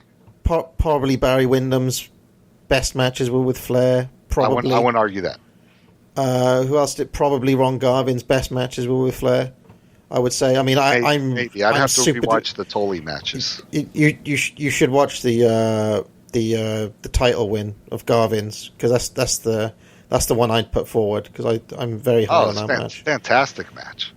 And I mean, like, you wouldn't get an argument from me on any of these guys. Probably Kerry Von Erich's best match with Ric Flair. So maybe not. You know, you'd put one of the Freebirds matches in there instead? Or, maybe one of the Freebirds matches. Or the Jumbo match, maybe? Jumbo match. I really like the Jumbo match. I think I might put it higher. I might put one of the Freebirds. I know my favorite Kerry Von Erich match is his cage match with Michael Hayes, but we don't have the full match there. And that's a really short match, too. It's just a personal preference of mine. See, I don't get overwhelmed. Like, I know Pete said that he's a guy who likes watching 60-minute matches, 45-minute matches. I don't care about that. You know what I mean? Like, I'm a guy who loves great matches, but for something like this, a great match, yes, Lawler has great matches too. Do they compare, with 5 Ricky Steamboat matches? Maybe not. Now, would I rather watch Lawler versus Dundee than Flair Steamboat? Absolutely, every day of the week. You know what I mean? I think this comes down to a point. That puts us into the greatest wrestling ever project itself. Yeah, and it brings us to this question that Charles likes to ask time and again. Does it come down to what you would rather watch, or does it just come down to this question of who was better? Who was better? It's not about who is better. It comes down to both, because let's put it this way. All right, is there like a specific criteria, or let me rephrase that, a uniform, all-world, all-encompassing criteria for what people like? Yes or no? No, There isn't. no, There isn't. there isn't. So let's look at what Flair's the greatest of. Talking, he might be the greatest talker of all time. But I would argue that I think Lawler's one of the greatest talkers. Dusty Rhodes was one of the greatest talkers. He probably won't even make the top 100 of greatest wrestlers ever. Is Ric Flair one of the greatest sellers? I don't think so. I mean, I think he's fine at selling. I don't object to his selling. Do I think he's one of the greatest mat work wrestlers like a Blue Panther or even William Regal? No. Or Volcon? No. Punches. Lawler, one of the greatest punches of all time. Showman? Absolutely. Charisma? Absolutely. Touring champion? Dissecting a body part, which is something I look for. That might not be something that matters to you. To me, it's like one of my things that I actively look for, right? I love, dissecting a body part. Maybe. Great matches. I think Flair might have the greatest number of great matches, but there's other people in contention for that. Bumping and stooging. Flair was a great bumper. I think Lawler's a better bumper. Was Ric Flair one of the best brawlers? I think he was a good brawler. I don't know if he was the best brawler. I think there are other I'd enjoy more than Ric Flair. Execution was brought up on one of your previous shows. I know that it came up, or I think it was against Tenryu. Now, to me, I don't think Ric Flair has like great execution. Like he doesn't flow naturally in the ring. Like he's not pretty to watch like a Rey Mysterio who's really graceful. Or like even Ricky Steamboat. Like when you look at like a Ric Flair crossbody, it's not pretty, right? So what, in your eyes, what is Flair the greatest of? Is it just a sum of the parts, or are there individual parts that you would look at that he's the greatest at? I would rate him at 15 plus out of 20 for all of those categories that you just named. I don't know what that means. So if I was going to give a rating out of 20 for each of those different categories that you just named, I would give him 15 out of 20 or higher in all of those categories. Okay, yes, I wouldn't, but that's just a difference in opinion. So let's say Jerry Lawler's like a 20 on a punch, say. Absolutely. Let's say, I don't know, I'd modify the category from being punches to strikes, something like that. Sure. And I think Flair's about a 17 with his chops. Yeah. See, this is where we get at. Like when you ask the question, is it really just what we like? Well, it really is. You're not even going to have Lawler in your top 20. Well, hold on. You said you're not going to have Lawler in your. The way things are going, it's looking like I won't. I still have to watch all of those Bill Dundee matches and Dutch Mantel matches and so on. So, by the time I get to the end of the Memphis set. But the way things are going, possibly not, because I think Memphis is a very specific style. It's very minimalist. And Lawler's quite a formula worker, I would say. A lot of the time, from what I've seen. So a lot of the matches follow a similar type of formula. He doesn't do many moves, as it were, and I'm not a big. That's absolutely true. I'm not a big moves guy, but I do appreciate watching somebody move through the gears a little bit. And if your gear is just punches, it's difficult to see. It's difficult to get a sense of escalation.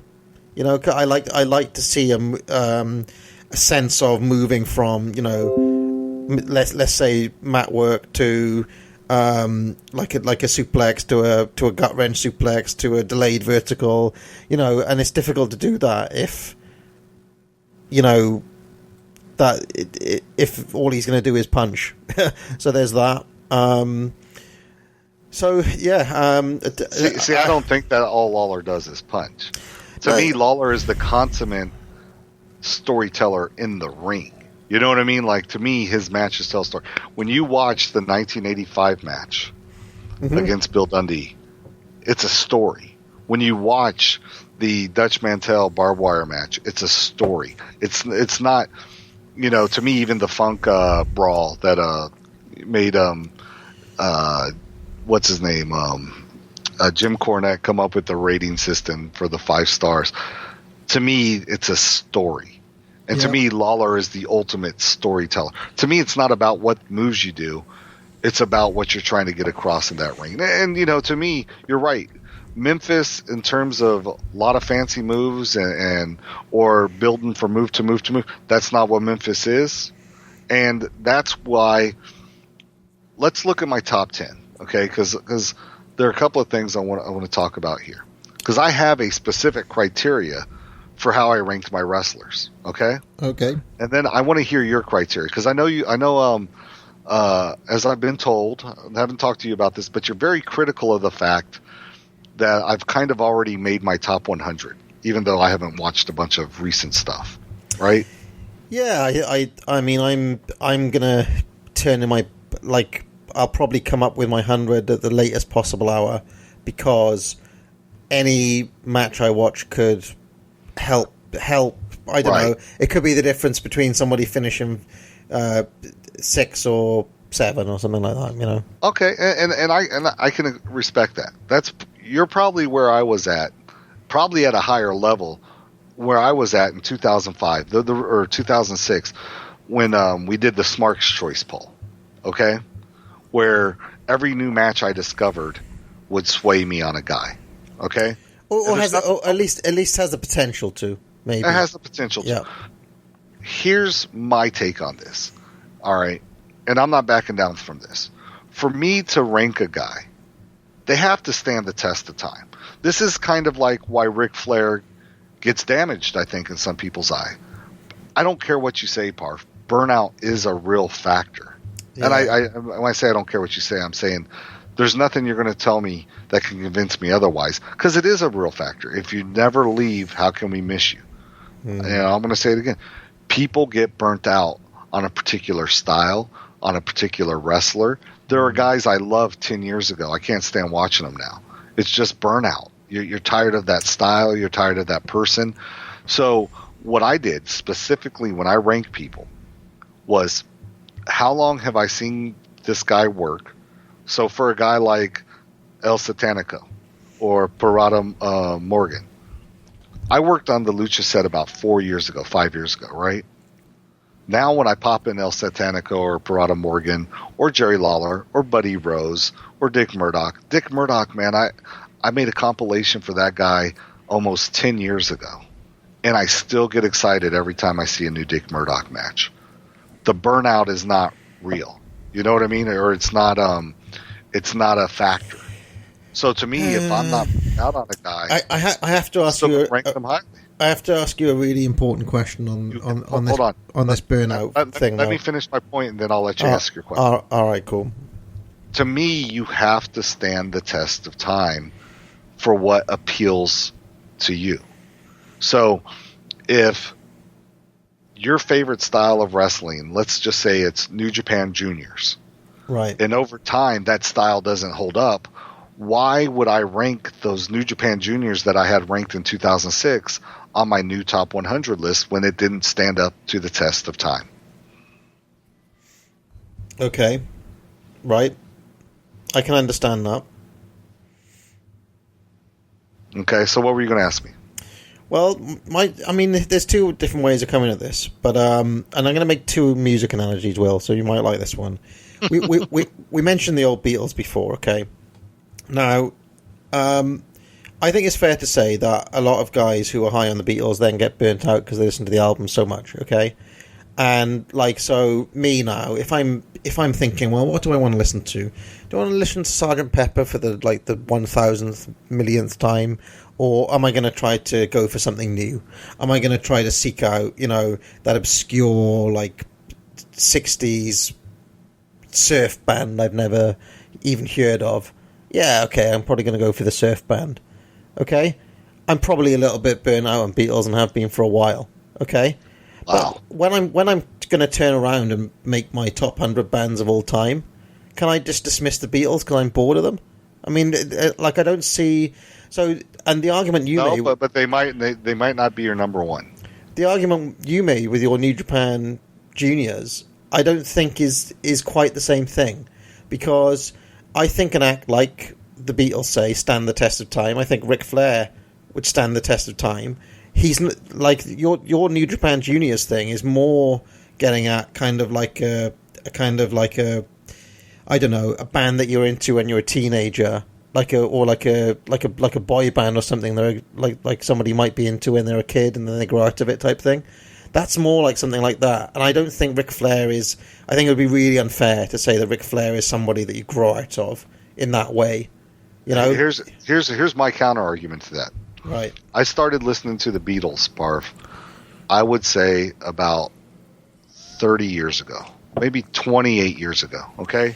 Like where I started really getting invested in their music.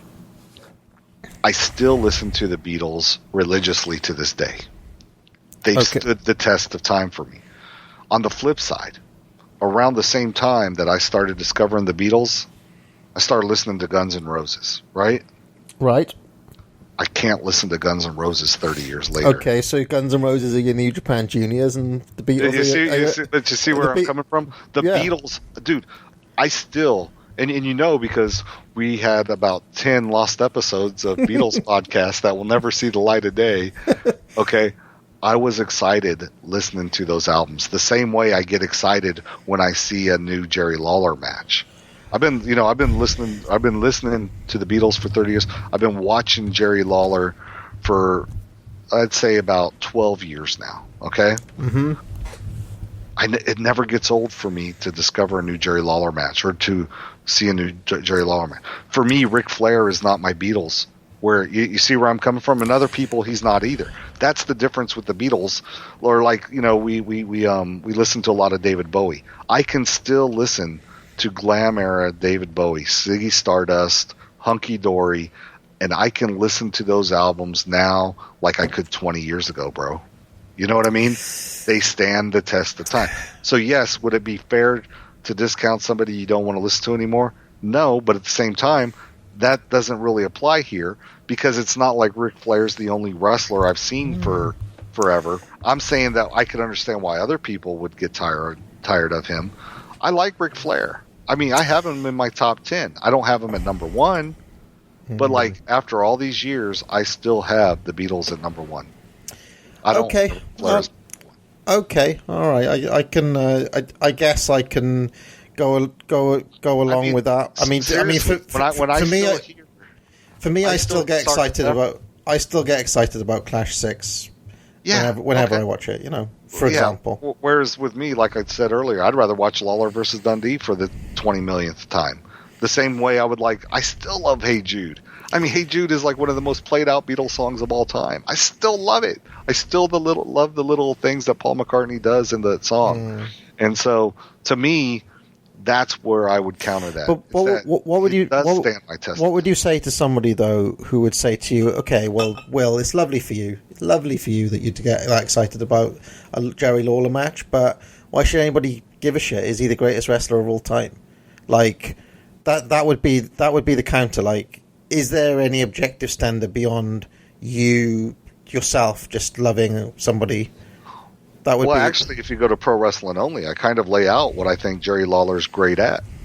You know what I mean? But does it make him the greatest? Would be the question. Like so, for example, in order for you to make your case, you have to, in some way, diminish the impact of the sheer amount of great matches that Flair has with all these different guys by making little qualifiers like, yeah, but Lawler's doing it against a lower caliber of opponent, or he's doing more with less. So you're kind of having to relativize the whole thing in order to make the case for Lawler. Whereas it seems to me that for Flair, you don't have to relativize anything. It's just there. No. It's that was just on one specific point. That was just on matches. Okay. That was just on great match theory. Okay? But there are other specific things. Like I said, there are certain criteria I have about why I think Jerry Lawler's one of the greatest. I think, one, he's one of the biggest bumpers of all time. Like, top 3 biggest bumpers of all time. Not stupid bumping, but meaningful match-changing bumping. I think he's one of the best sellers of all time. I think he is absolutely the best puncher in history. I think that his feuds have carried weight, and we know they have because they've lasted for decades, and they still draw gates. I mean, small gates, rather, but gates 3-4 decades later. or stuff that wasn't integral to their TV, a decade later. I think that he's the best guy to put in a match if you want to carry a bad wrestler to a good match. Not Flair, Lawler. Okay? And I think, as I've already mentioned, I think he's one of the best storytellers, which when I watch a match, I like storytelling in my matches. I think he's the best storyteller that there is. Like, those are specific criteria I've laid out for Lawler. Okay? Now, having said that, does he have the best matches of all time? Maybe not. You know what I mean? But for my money, would I rather watch Lawler? Absolutely. Okay, so I think style of wrestling does matter. So let's look at my top 10. I'm going to give you my top 10 because it's pretty static. Okay? Mm-hmm. Here's my top 10. My top 10 is Jerry Lawler, number 1. Why? Because Memphis is my favorite style of wrestling. The guy who's hit the pinnacle of my favorite style of wrestling, or a style that you've professed you don't like, that's cool. For me, that would be like, and I know this to be true. You don't like The Who, right? Correct. But most critics would have The Who on their top 10 or top 20 of all time or something, right? Sure, yep. Okay. You're a big fan of rap. Mm-hmm. But there's some people who can't stand rap, right? I mean, we hear it all the time. Rap is crap, whatever. Sure. Okay, whatever. Yep. Same with wrestling. There's a style of wrestling that appeals to people. For me, my favorite style of wrestling is Memphis wrestling.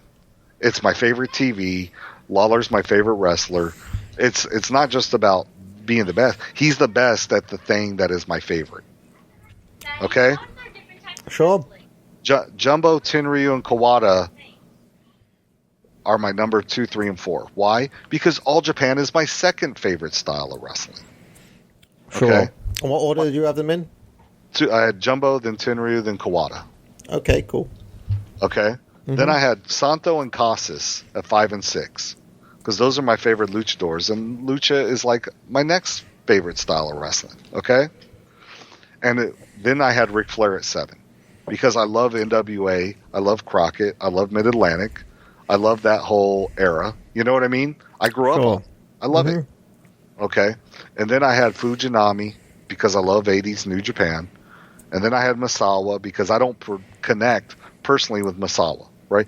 There's your argument right there, Parv, about like a guy I'm going to rank highly that I particularly don't care if I watch him or not. Sure. You know what I mean? Okay.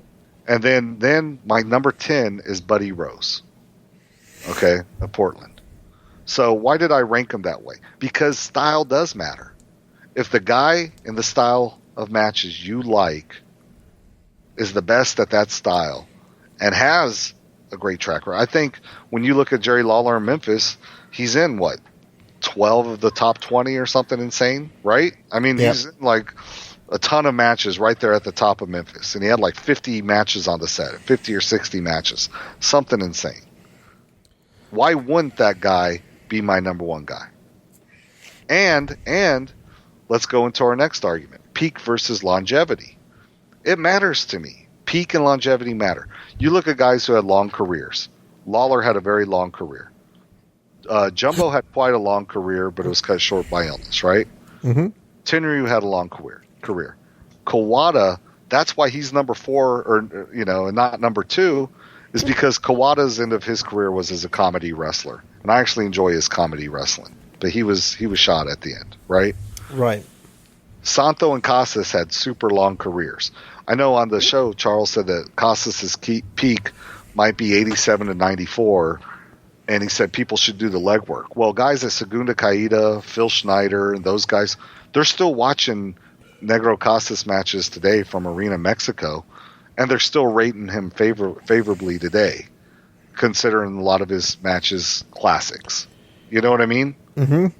Just because the entire wrestling community hasn't kept an eye on Casas doesn't mean he hasn't. For me, I mean, dude, I couldn't figure out who I wanted to put at number 5 or number 6, Santo or Casas.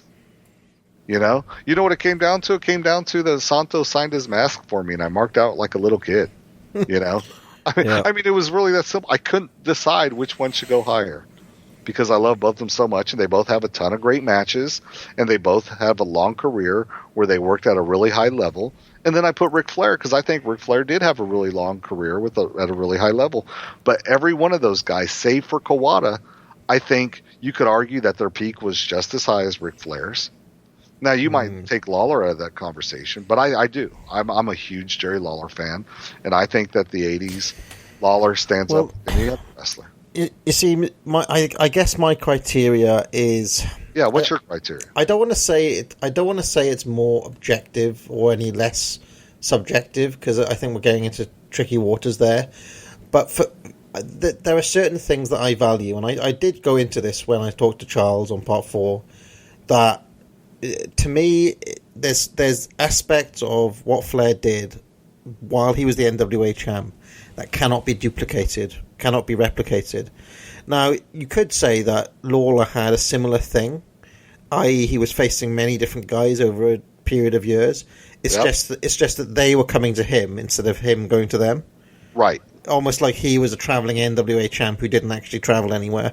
Whereas that means nothing to me in terms of how I would rank somebody. Right, so in terms of the amount of different guys that he was facing and having great matches with. But to me, so the list of the Lawler great matches that you'd pull up, say, and let's just, for the sake of argument, say that they're all really good matches, okay? The question would be, does it compare with the list that you then bring up from Ric Flair? It's not just great match theory, it is who is he able to have those matches with? Because there's two different things here. There's one, what are your goods? Let's get them out on the table. And then going through those goods and saying, well, so if you get up the Masawa case or the Kawada case, how many of Kawada's matches are against Masawa, for example, or against Kapashi? Like most of them, basically. Like the ones that are the ones that are giving him that top 5 rating. Like and for me, it'd be like, okay, well, let's just pretend that all Ric Flair wrestled in the 80s was Ricky Steamboat week in, week out. He'd probably have that many matches. But the fact of the matter is, he wasn't wrestling Steamboat every week. He was wrestling all these other guys that we've talked about. Some of them who were really good wrestlers in their own right. Like you were saying earlier on, Will. But they're not kind of... Most of them were great wrestlers. Most of them were great wrestlers, fine. That doesn't really... it doesn't really matter that they were great. They weren't like top elite level workers. Apart from arguably Ricky Steamboat, who wasn't in your top 10, for example, and probably won't be in a lot of people's top 10. But let's just, for the sake of argument, say that Steamboat is an elite level. All those other guys are tier 2 at best. Like Garvin, Wyndham, Luger, Kerry Von Erich. Like, as high as you want to go on Kerry Von Erich, he's not like a top 5 contender. And for me, the resume that you put together across that 10 years of all the different guys he had, all the different places he was able to get over, that is what you build a case on. And I don't know how many of these other guys have, when you put it all together and you put it all out on the table, does it amount to the same? I don't know if it does. I don't think it matters. Because to me, ultimately, the fact that Ric Flair was able to get over in a lot of places, that's great. You know what I mean? But that's not how I'm ranking it. I'm ranking it by style of wrestling. Like I said, to me, if Jerry Lawler never worked the mat, it would not affect my feelings on him one iota. You know what I mean? It wouldn't. It doesn't matter to me. Yeah, no, this is a very different... But if you're going to work the mat, well, you better be good at it like a William Regal. And I think Flair is perfectly functional on the mat. I think he's good. No, it's an interesting... way of thinking about things with the different styles, Will, because I mean, for me, like, I don't know, Jumbo currently is number 1 based on the combination of his 70s and his 80s work, okay, and his early 90s work, of course, and also based on the fact that he mastered 2 different styles of wrestling. I don't know if he's working the same style, but the fact he was able to do 2 different ones seems really impressive to me against a huge variety of different opponents. He was always in All Japan, of course, but he faced off against a list of guys who are as kind of impressive and various as the Ric Flair list, which is why he's the only person who even gets into the comparison. I don't even consider Masawa for the number 1 spot because he just doesn't have the range. So I have a kind of a mixture of different things I'm looking for that number 1 contender. And you could even say it's not fair. It's not fair to other people that they weren't the NWA champion. But what can I do? I can only go on what actually happened in history and not what Right. what you would have liked to have happened. But from what I know of you, Parv, Yeah. what I've gathered, your favorite style of wrestling is NWA kind of championship level wrestling, right? It really is. Well, Am I wrong? Well, yeah, I like. Well, I would say I like. With a kind of Crockett spin on it, I guess. Like I like. I would just call it classic American wrestling, as well as All Japan, of course, which I think we all love as well. Sure. So that's what I'm saying. So it would be natural for you to have those guys higher. Now, I guarantee you there are going to be guys that are Memphis freaks like me that would have Lawler higher. But I am fully aware that 10% of the people that turn in ballots are going to have Lawler higher than Flair. Maybe in our little neck of the woods, maybe not. You know what I mean? Maybe a little higher, 20, 25%. Not many, okay? Most people are going to have Flair over. I completely acknowledge that. I have no problem with that because that's what people like. But you know what people are also going to do? People are going to take Meltzer at face value and say that Bruiser Brody's one of the best brawlers of all time, right? Now hold on. Am I supposed to just accept what my eyes see, or am I supposed to accept what other people say? Because for years I just accepted that Bruiser Brody was a great brawler when all I thought was that he was kind of an unprofessional shit, you know. Well, I mean, I would say that most people turning in a ballot probably wouldn't do that, but that is part and parcel of what our community is like. Or people like Kurt Angle, you know, is supposed to be a great wrestler. You've watched a lot of WWF. I am curious, and this is just a little sidetrack. For a guy who spent most of his career in the WWF, who is kind of like your highest ranked WWF centric guy? Randy Savage probably would. Probably your highest ranked guy. Off the top of my head, that I can think of. Based off his WWF work? Based on his WWF work, Savage, probably. Yeah. I mean, I'm higher on Ted DiBiase than most people in WF, as you know, but his kind of candidacy is built on Mid-South, as we've discussed. So absolutely. See, because my highest guys, based off their WWF work, would be Savage and Rey Mysterio. But Rey Mysterio has a host of other stuff that probably Bret Hart, actually, now that I think of it as well. Yeah. I mean, I'm not the biggest Bret. There. John Cena. Those would be the guys I'd point to. Backlund. I don't know if you count him. He'll make my 100. You know. Yeah. So. And you hate Backlund, right? I don't hate him. I just think people go a bit too far in their praise of him and want to be blind to some of his flaws, his obvious flaws. So. Yeah. Yeah, no, I mean, Backlund's another guy, man. I mean, I kind of championed Backlund as well, you know, and the more I watch Backlund, I still enjoy it, but to me, it's contingent upon his opponent is. In a way, in the same way Ric Flair. It's contingent upon who his opponent is, if I get excited about watching the match or not. You know? Yeah, okay. And to me, I mean, you can't discount that. Like, your personal attachment, like, same thing with the Beatles, right? I'd have no problem if somebody ranked the Stones over the Beatles, right? But the Stones, if you want to talk about peak versus longevity, I think the Stones kind of have that longevity thing going, right? You know? So let's talk about that. That's another thing, peak versus longevity. Because you could make an argument, okay? And I think when more Portland footage gets exposed to people, that Buddy Rose's peak was just as high as anybody else's peak in wrestling. Against a wider range of opponents, guys that, you know, probably couldn't lace Buddy's shoes were having great matches with Buddy Rose. And he did it for a long time. You know, you're probably looking at 78 to 83, 84, where he was just as good as anybody in the world. I would argue one of the top 3 workers in the world for that time period. But he doesn't have the longevity. Buddy Rose kind of fell off a cliff after he left AWA, you know. Why do I have Flair over Fujinami? And it's partially because if you look at their career in the 80s, I think Flair and Fujinami could easily both be in contenders along with guys like Lawler as like the number 1 guy of the 80s, okay? Yep. But Fujinami falls off a cliff. Flair still has great moments, but then there comes a period where I think Flair embarrasses himself. You know what I mean? Yep. Whereas for me, Lawler kept going. Tenryu kept going. You know, Jumbo, like you said, transitioned from one style to the next. Fujinami transitioned from one style to the next. Santo and Casas, like I said, I saw Santo in 2011 at a rodeo, abandoned rodeo ring in the middle of nowhere, and the match wasn't great.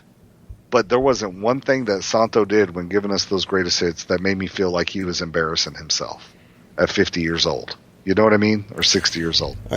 And so to me, I think with all things being equal, like maybe you don't think Santos' career or Casas' career or Tenryu's career is equal at their peak with Flair, and I can't argue with that. Well, but this is the whole problem, though. All things aren't equal, are they? That's the whole problem. But like I said, they're not equal because they didn't have Flair's career. But they had just as many great matches, in my view. And they have matches that I would still want to watch. I mean, dude, I just watched several Flair matches today. Loved them. Loved Vader versus Flair. Loved Garvin versus Flair. Did not love Bobby Eaton versus Flair. That is true. But the point being is that they did kind of equal Flair at that point in time, at their peak. You know what I mean? You could make just as strong of a case for Tenryu at his peak as you could for Flair. You could make an argument that Santo and Casas, or they still say that Casas is still peaking. What are you classing as Tenryu's peak? I like Tenryu earlier than you do. Right. Okay. So I would say as early as 84, 85. I think he's a great wrestler all the way through like 1998. He was a great wrestler. And I thought Tenryu, actually, if you look at it, because he slowed down, he got old, but he was still, going out there, and we still have tons of Tenryu. I started making a Tenryu compilation that I couldn't finish because the guy would never retire, and he was still putting out matches that I would put out on Match of the compilation. So here's the thing with some of these guys who work older as well, is that, okay, let's say Tenryu, okay? Would it be fair to say that he has got plenty of matches that aren't that good on tape? Tenryu, sure, okay, plenty of matches. I mean, I've seen my fair share of Tenryu matches. He is not always stellar, okay, but people tend to remember the times when he's able to turn it up and have that great match. Okay, it's the equivalent. Do you remember when I ran down the greatest hits of post-peak Flair earlier? Royal Rumble 92, Steamboat in 94, Savage in 96. Hogan in 94. Hogan in 94.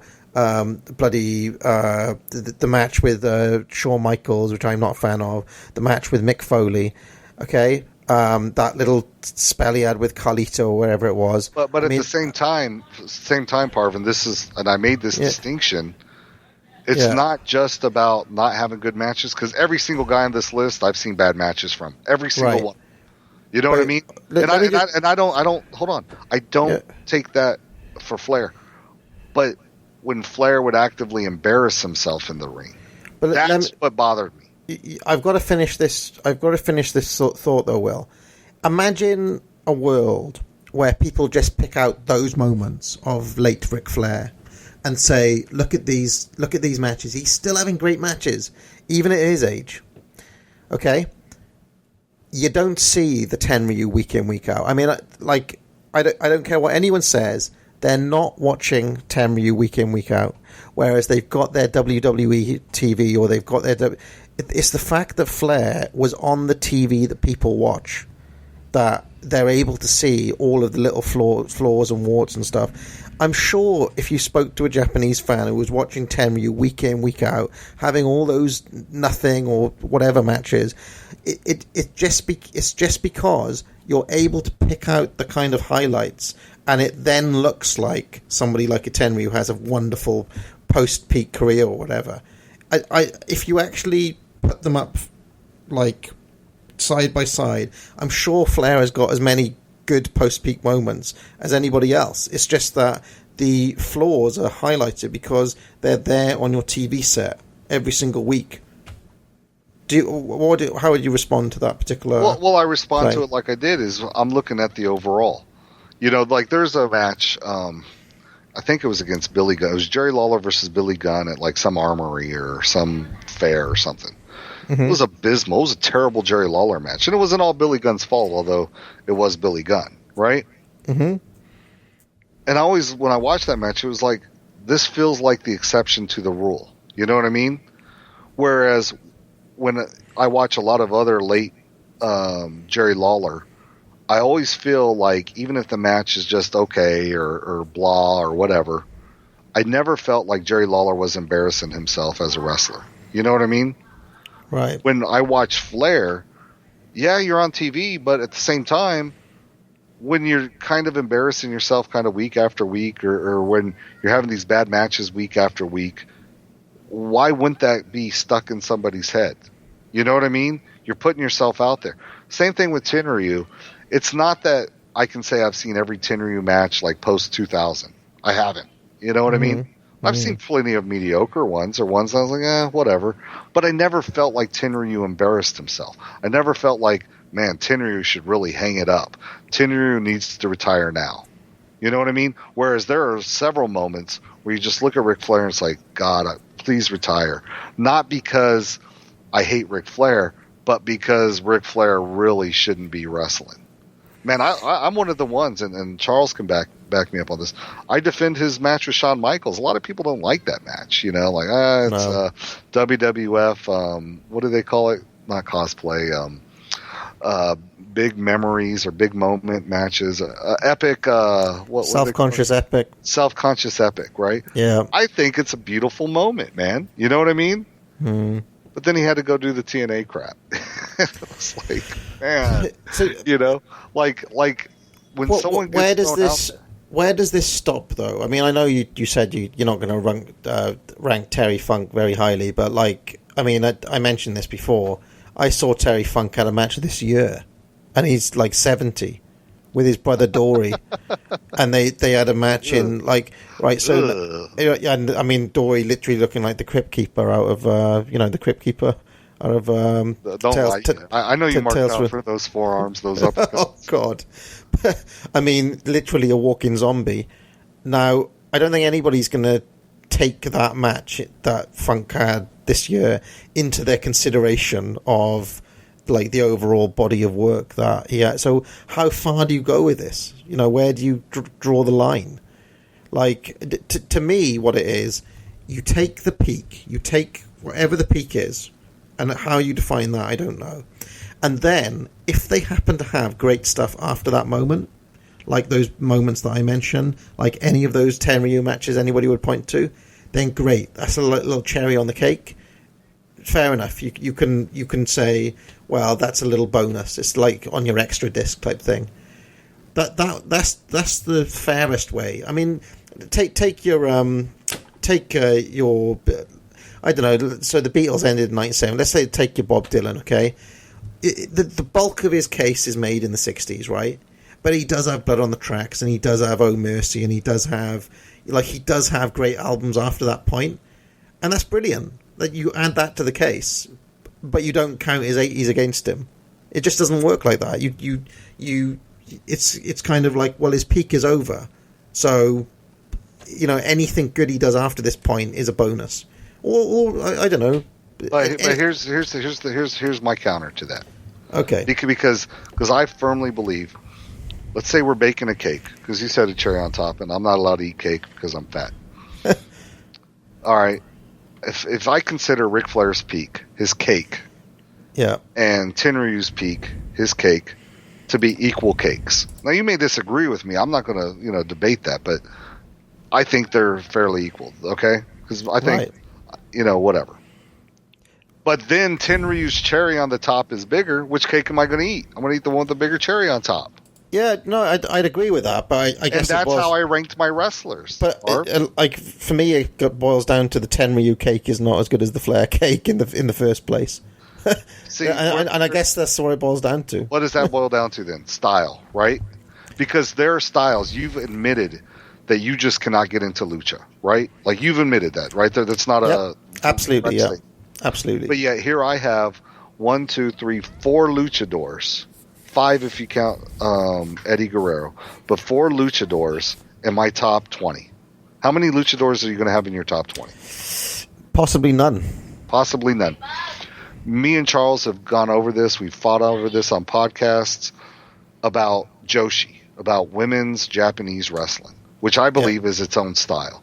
Charles will argue that it's wrestling just like any other. I don't believe it is. I believe it's its own distinct style. How many Joshi wrestlers are you going to have in your top 10, top 20? At the moment, I don't have any. And would you even shed a tear if you had none?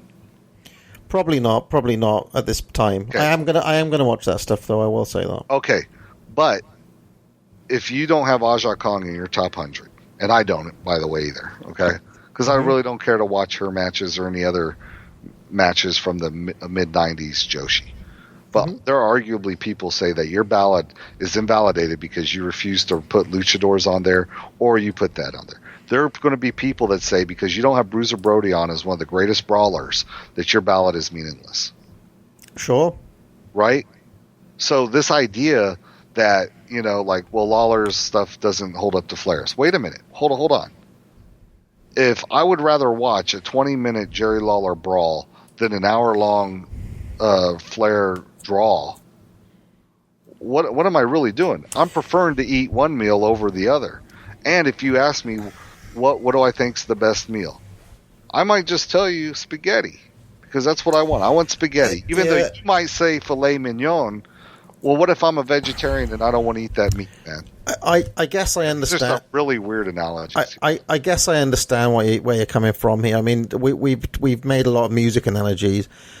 To me, Flair is like your rock and roll central. It's like your mainstream rock and roll candidate type thing, and to me, he's classic music. Yeah, and all these other candidates you're talking about might be like your heavy metal or your hip hop or your jazz or whatever. Do you know where I'm coming from with that? That's what I've been arguing the whole time, that that the styles matter, that the style you like the most matters. You know what I mean? That if I have the Beatles because I love classic rock. You know that. I love oldies. It's probably if you told me I couldn't listen to heavy metal, I'd be sad, dude. Sure. But if I was making my 100, I wouldn't put any metal on there, and whereas other people might. So he's right.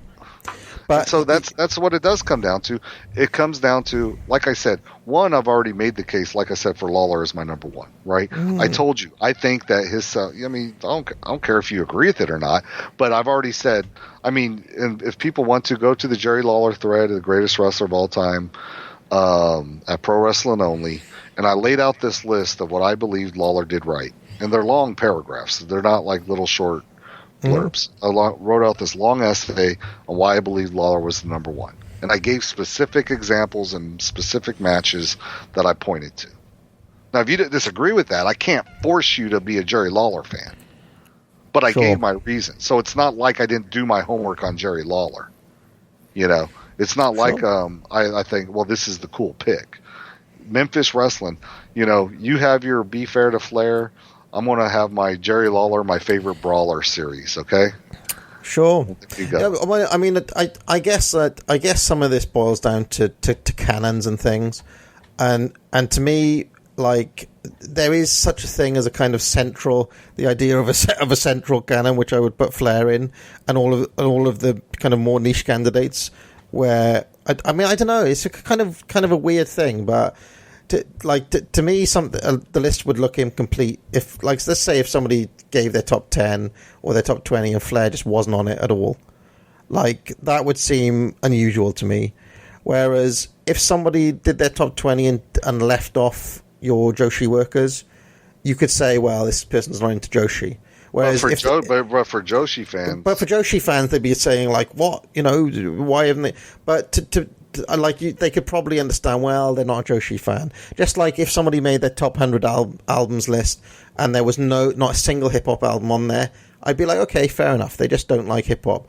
But if there wasn't a Bob Dylan album on there, I'd be probably like, hold on, you probably don't like popular music. And for me, if you don't put Ric Flair on your top 100, it's like, well, dude, you don't like wrestling.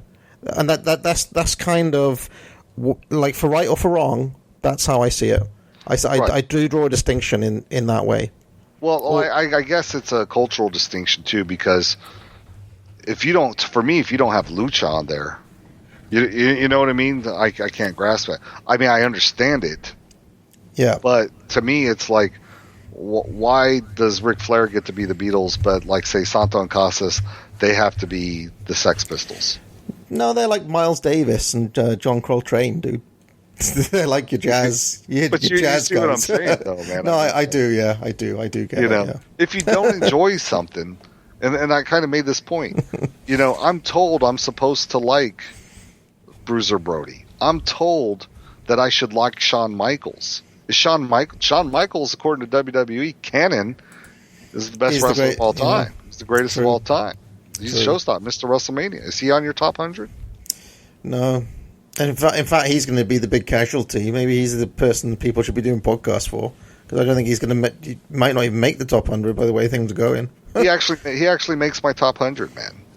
Wow. You know, but he makes my top 100 based on his tag work, based on his rocker stuff. Yeah, well, no, because I think that the Rockers were the best tag team in WWF in that period. Yeah, no, that's a good point. That's a good point. I think that his AWA tag work was outstanding. I think that he was just as great as like Buddy Rose was, and Buddy Rose I have top 10. I really love his 1997 heel work, and I like some of the stuff after that when he came back, but like not enough to like bump him up a few points or whatever, but not enough to like knock him down either. Like. So, but to me, I'm not going to ignore the warts. You know what I mean? To me, it's not just about peak. Let's look at my 11 through 20. I have Dick Murdoch at 11. Okay, I got William Regal, Satanico, Stan Hansen, Liger, number 15, the first New Japan Junior to appear. I got my man El Dandy, who I love. Then I got Daniel Bryan, the first indie/modern guy to appear. Then I have Kenta Kobashi, because Kobashi annoys me. You know what I mean? But right. Why is that? Because of his excessiveness, or? Yeah, but then, man, I love so many of his matches. So this kind of goes into that match theory of yours. Do I enjoy Kobashi matches? Like, do I like Flair matches, or do I enjoy Flair performances? To me, Ronnie Garvin's match with Ric Flair from Starrcade was every bit as much of me enjoying Ronnie Garvin as it was anything Flair did. You know what I mean? Right. So to me, I mean, okay, a great worker's working with a great worker, cool. Like, I've never seen Jerry Lawler stink it up with like another great worker. Like, I've never seen a bad Jerry Lawler Nick Bockwinkel match. You know, Flair had that one brawl with Lawler in the studio. It was a great match, great moment, right? I mean, you enjoyed it. I've seen Jerry Lawler have great matches with Terry Funk. I've never seen him have bad matches. I've never seen Lawler and Dundee have a bad singles match. I've seen them have incomplete single studio matches where like they were just getting warmed up and then, you know, a schmoz happens or something, you know. But I just haven't seen it. And I've seen them have it in 4 different decades, you know. And so for me, if I'm looking at like who I'd rather have up there in the top spot, it's going to be my favorite guy who I think is the best guy that represents the style I love the best. You know, there is no, I mean, now if you want to put a specific criteria like we list, like if you want to say, okay, everybody has to rank wrestlers according to this list. So it's not like, so where there's a uniform criteria. But then again, that would be your criteria, right? It's not my criteria. What you enjoy is not what I enjoy. Or it's not what you value is not what I'm going to value the most, right? Because for you, punches, it might mean 3% of what you like about a wrestling match, right? Sure. But if I've seen matches between your boy DiBiase and Murdoch, I've seen them between Lawler and multiple opponents. I've seen them with Sangre Chicana and MS1 and Lucha. I've seen matches where dudes do nothing but punch each other. You know what I mean? Yeah. And I think they're masterpieces. I think that they're artistic expressions, just like a guy doing a figure 4 flip into a pin-in combination roll out to a black backslide. To me, if you don't value punches as much as I do, I can't force you to like punching as much as I do. You know, so what? You know what I mean? Yeah. But it's what I value. So let me just get this right, though, Will. Do you have a particular... So I think some people might say, well, okay, Will's list is highly subjective, but the likes of me and Charles, who are Flair advocates, kind of put over our idea of what we should be number one as being more objective, and that is what upsets people sometimes. I don't think that you're being quote unquote more objective. I think that you value things that support why you would put them at number one. Right. So you think that my list would be just as subjective as yours, but my question, yes, because I'm actually going by a criteria. I actually put thought into my list. You know what I mean? Sure. So first, I consider the wrestling style, right? You know, with Lawler individually, I said what I value in Lawler, right? Yeah. I think I value bumping, but not just bumping for the sake of bumping, but smart bumping. And then when you do the big bump, doesn't matter. And I think Lawler's the best at that. I value selling. Charles himself has said that selling is absolutely the most important thing. For me, facial expressions are part of selling. For you, don't mean as much. I mean, you do like Dory Funk, no facial expressions. But, you know, Ric Flair is a verbal seller. Right, so that's his sell. For me, Lawler is a guy who has accumulated damage when he sells. Like, he sells differently from minute 1 versus minute 20. Like, you know, you can see the wear and tear kind of go as the match goes on. Punches are something I value. You know, the way Lawler has carried feuds, and Flair's very good at that too. You know what I mean? I mean, he made people care about the Sting feud when the matches kind of sucked or they were just mediocre. You know what I mean? Mm-hmm. Whereas, he made people care enough to give them 5 stars 20 years later. You know, who's given Flair Sting 5 stars? Scott Keith, 441.com. No, but it's what I mean. It's what I mean is, I mean, like, none of that Bruiser Brody is a great brawler. None of us rate those matches. I'm just saying there are people who think that those matches are 5 stars.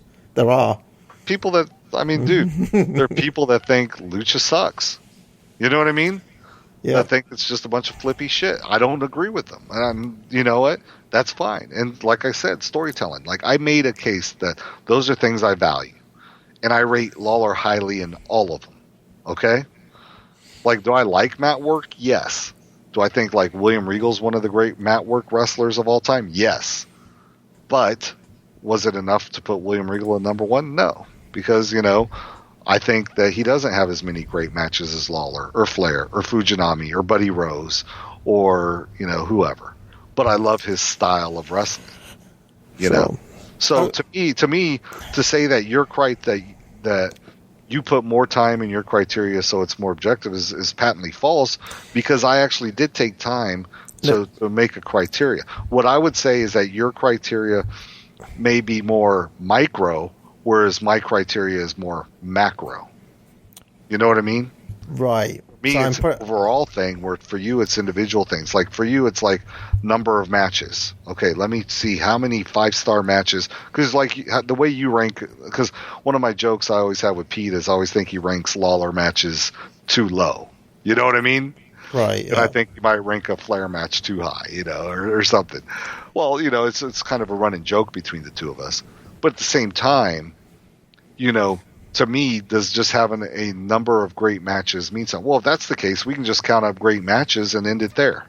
We don't have to go into these other subjective things or individual things. Well, to me, it's a combination of that, Will, and a couple of other things. So it's like, let's count up all your great matches, and then within that, see how many different variety of different... Because, I mean, if you just count up great matches, your number 1 is Misawa. That's it. He had the most great matches. I think if anybody does that, they probably. What about how someone connects with you on a personal level in the ring? Charisma, let's say innate charisma. But what do you mean innate charisma? Like, in other words, like I said, I get excited about watching certain wrestlers. Like, see, I don't know if your personal excitement should be would be like my personal excitement is but they generate that inside of you. The wrestler's style, the wrestler's work generates that you. Your past experiences with that wrestler generate that inside of you. Yeah, but I mean, to an extent, I want to leave emotions out. Like, if I was just doing a list of my favorite guys, you know, my man Ted would be a lot higher on the list, for example. I mean, he will be on my list, but he won't be knocking on the top 10. No, it's not just about favorites, Parv. Distinguish. Let me give you an example. One of my favorite wrestlers that I mark out for every time I see him is Dragon Kid. Okay? Okay. Dragon Kid is sniffing nobody's top 100, bro. You know what I mean? Right. I'm a huge Ricky Steamboat fan. Huge. Dude, I marked out so much for Ricky Steamboat, right? Mm-hmm. I got him at 30. You know what I mean? Yeah. You know, it's not about just who I mark out for. You know, it's about who elicits like excitement and wanting to watch this guy wrestle. You know, and like Andre the Giant's one of those guys now. Like, I really get excited wanting to watch Andre the Giant. But he doesn't have all those other things. Extended peak, super longevity of great matches. You know what I mean? Like, he doesn't have those. I mean, this is difficult because there's so many different things that you base this on. But for me, there's some so like at the very, very top end, where we're talking about the difference between number 1 and number 5. Okay. Well, let me ask you this: would you disagree with, like, standing back and being objective? Would you disagree with any of the guys I put in my top 10? Lawler, Jumbo. No. I wouldn't. I wouldn't. Santo, Casas, Flair, Fujinami, Misawa, Buddy Rose. I think they're all guys who have perfectly good cases for being up there. I wouldn't disagree with that. I'm just saying that for me, the way I judge between, let's say the way I'm trying to decide between Jumbo and Flair, for example, comes down to, or the way I'm trying to judge between, let's say, Misawa and Flair, comes down to some of these small things that we've been talking about. But if you go further down the list, the criteria becomes a bit hazier. Let's say Jack Briscoe, a guy I'm high on, or Jim Breaks, where we don't have a huge amount of footage for those guys. Sure. Okay? But those guys are getting in based on the fact that I think that, like, Jack Briscoe is just like a perfect babyface, and that Jim Breaks is a perfect heel, and that both of those guys are, like, I cannot, or Billy Robinson would be another one. I cannot not watch those guys and they just leave me with this impression that they are absolutely world-class wrestlers who must have been, you know, best in the world in at their time and best. And that's their handicap, though, right? So with those guys, I'm making the judgment based on what we've got versus based on, like, I'm just thinking, well, so for a Jim Breaks or for a Briscoe or a Billy Robinson, the judgment is not the same. So those guys are basically capped from, they cannot get into the top 10 because we're not able to have a conversation like this about them. But they may sniff my top 30 or they may be in my top 25 because based on, like, so do you know what I mean? So it's almost like there's a number of different criterias going on, and then there are other questions like Arn Anderson or William Regal or somebody like this, who are guys I'm really high on, guys I really love, but there's a cap because, you know, Arn Anderson was never the NWA champion. Arn Anderson does not have the kind of massive list of 5-star matches to his name. But Arn Anderson is always terrific. So it's like a question of how high can I go with Arn? So it's almost like a different question depending on the guy. The sorts of questions we're asking are really to separate who goes where in the top 10. Does that make sense to you? Sure. And I think I explained why. You know what I mean? To me, it is about styles. You know, sure. To me, if you enjoy one style above another, like I said, I got 2 luchadors in my top 10. You have no luchadors maybe on your entire list. Sure. So that you can't tell me you're just being objective. Well, you know, Santo does this and Casas does this. Ignoring your personal feelings for that, but are what they doing in the ring effective, right? Yeah. I mean, if you see it, is Casas being effective? Is Santo being effective when you watch them? I mean, he will probably make my top 100, actually, Casas. So there we go. but his best dance partner won't, or like, you know what I mean, or someone like El Satanico, who I have in my top 15, won't. Or like maybe El Dandy won't. Maybe he's El Dandy one. Won't make, like, I think your thoughts on El Dandy are nuts, just completely insane. But that's what I'm talking about. Ultimately, it does come down that your set of criteria. Like the fact that you value being an NBA champion. It's basketball season. NWA champion. Being an NWA champion. Yeah. That's part of your criteria. It means nothing to me whether any of these guys were NWA champions. Well, it's less about whether they were the champ or not, and more about the sorts of positions that an NWA champ is put into, which then produces the sort of list that you get from a Ric Flair. Right, but to me, if like a guy like Misawa can produce a higher volume, staying in one place, why not? You know what I mean? But he did it against all the same guys all the time. That was kind of my argument with you, where you kind of dismiss. Well, you know, when I said Lawler did it with a bunch of different people, and he brought guys who were lower on the totem pole higher.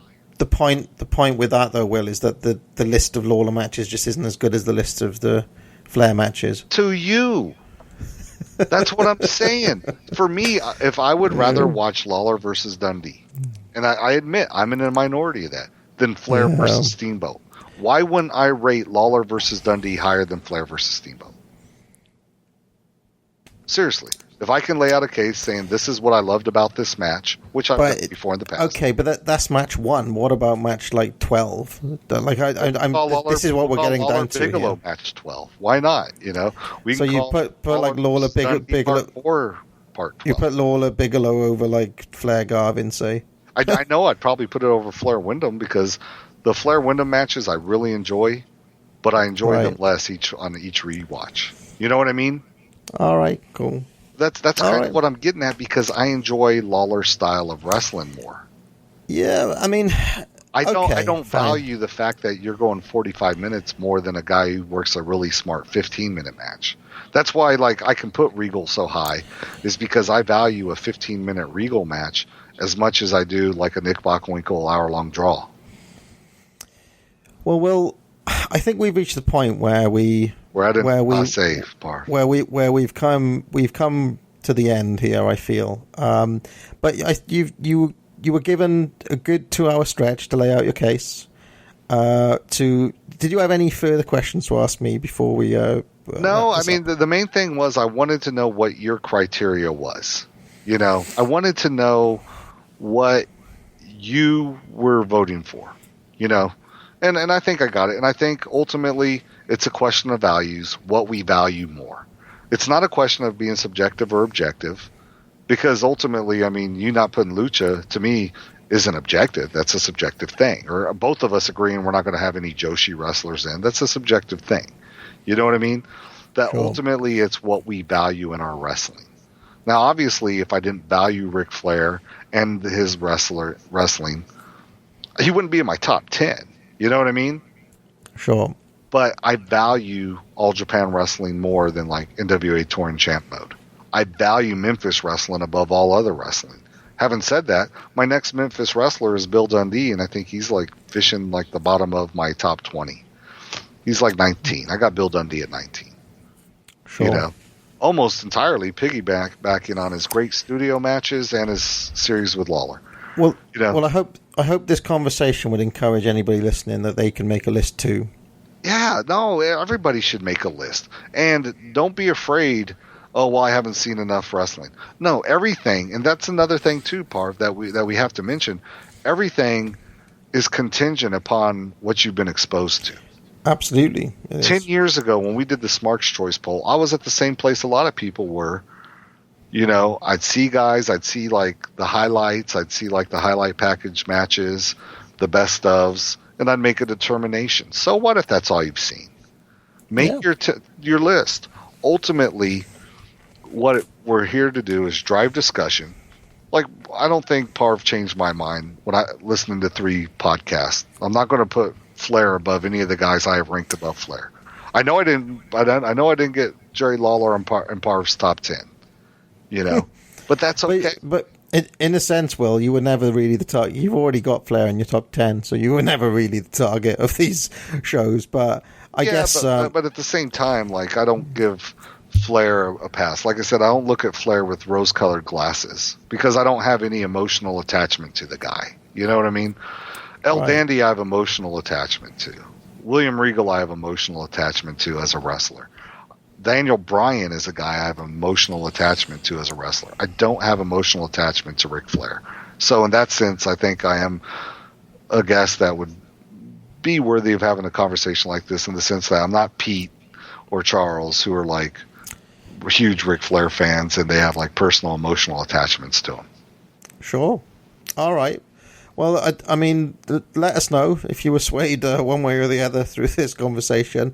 But I would say that it's better to come away thinking that you're confident enough to make your own list. Don't be. Also, I would not be scared to, you know, if you don't put Ric Flair in your top 10, I'm not going to jump down your throat. I don't care, to be honest. I just was getting a little bit sick, Will, of some of the willy-nilly, lazy criticism I saw, and that was what prompted the series in the first place. I feel like I've said my piece on it, so I never have to say it again. That was really the point of the whole exercise, so I could just always point people back to say, well, look, I laid the case there, we had the argument, it's been done, and we don't have to rehearse it ever again. That's right. And stay tuned for my mini-series, Lawler, My Favorite Brawler. I'd listen. I'm going to listen. All right. Well, thanks a lot for taking up the gauntlet, Will. And that puts a cap on this series. Fair for Flair. Anything you want to plug before we go? No, man. Just we'll be doing some reaction shows and listen to the Dangerous Alliance with me and JR. And if anyone's still listening 2 hours later, you know, cool. Boy Ric Flair is coming to Winnipeg. Here he is, the world heavyweight. You know, Wally Carbo, the great wrestling promoter, called me on the phone and said, Nate, said Slick Rick, champ, I'm going to make the price right. Brother, your credentials are unlimited, but you got to take a long look at yourself before you walk that aisle, because this right now is the toughest piece of work in wrestling today. Not Ricky Martel, not the Road Warriors, not the Freebirds, not the Road Warriors, but Ric Flair, woo, the living legend, the world champion. I can't help that I'm custom made. I can't help, but I'll tell you this. I can't help that I look good, smell good, woo, can't dance all night long. I can't help that I'm custom made. I can't help, but I'll tell you this. I can't help that I'm the greatest wrestler alive today. That's the world champion. Woo! Can't dance all night long. Woo! Can't dance all night long. Woo! Can't dance all night long. The Winnipeg Arena's gonna be on fire. Woo! Can't dance all night long. Woo! Can't dance all night long. Woo! Can't dance all night long. It's gonna be on fire. You know what I'm talking about? Woo! I guess all up. You really wanna jump on this mountain? Go! I'm gonna be available anywhere you see my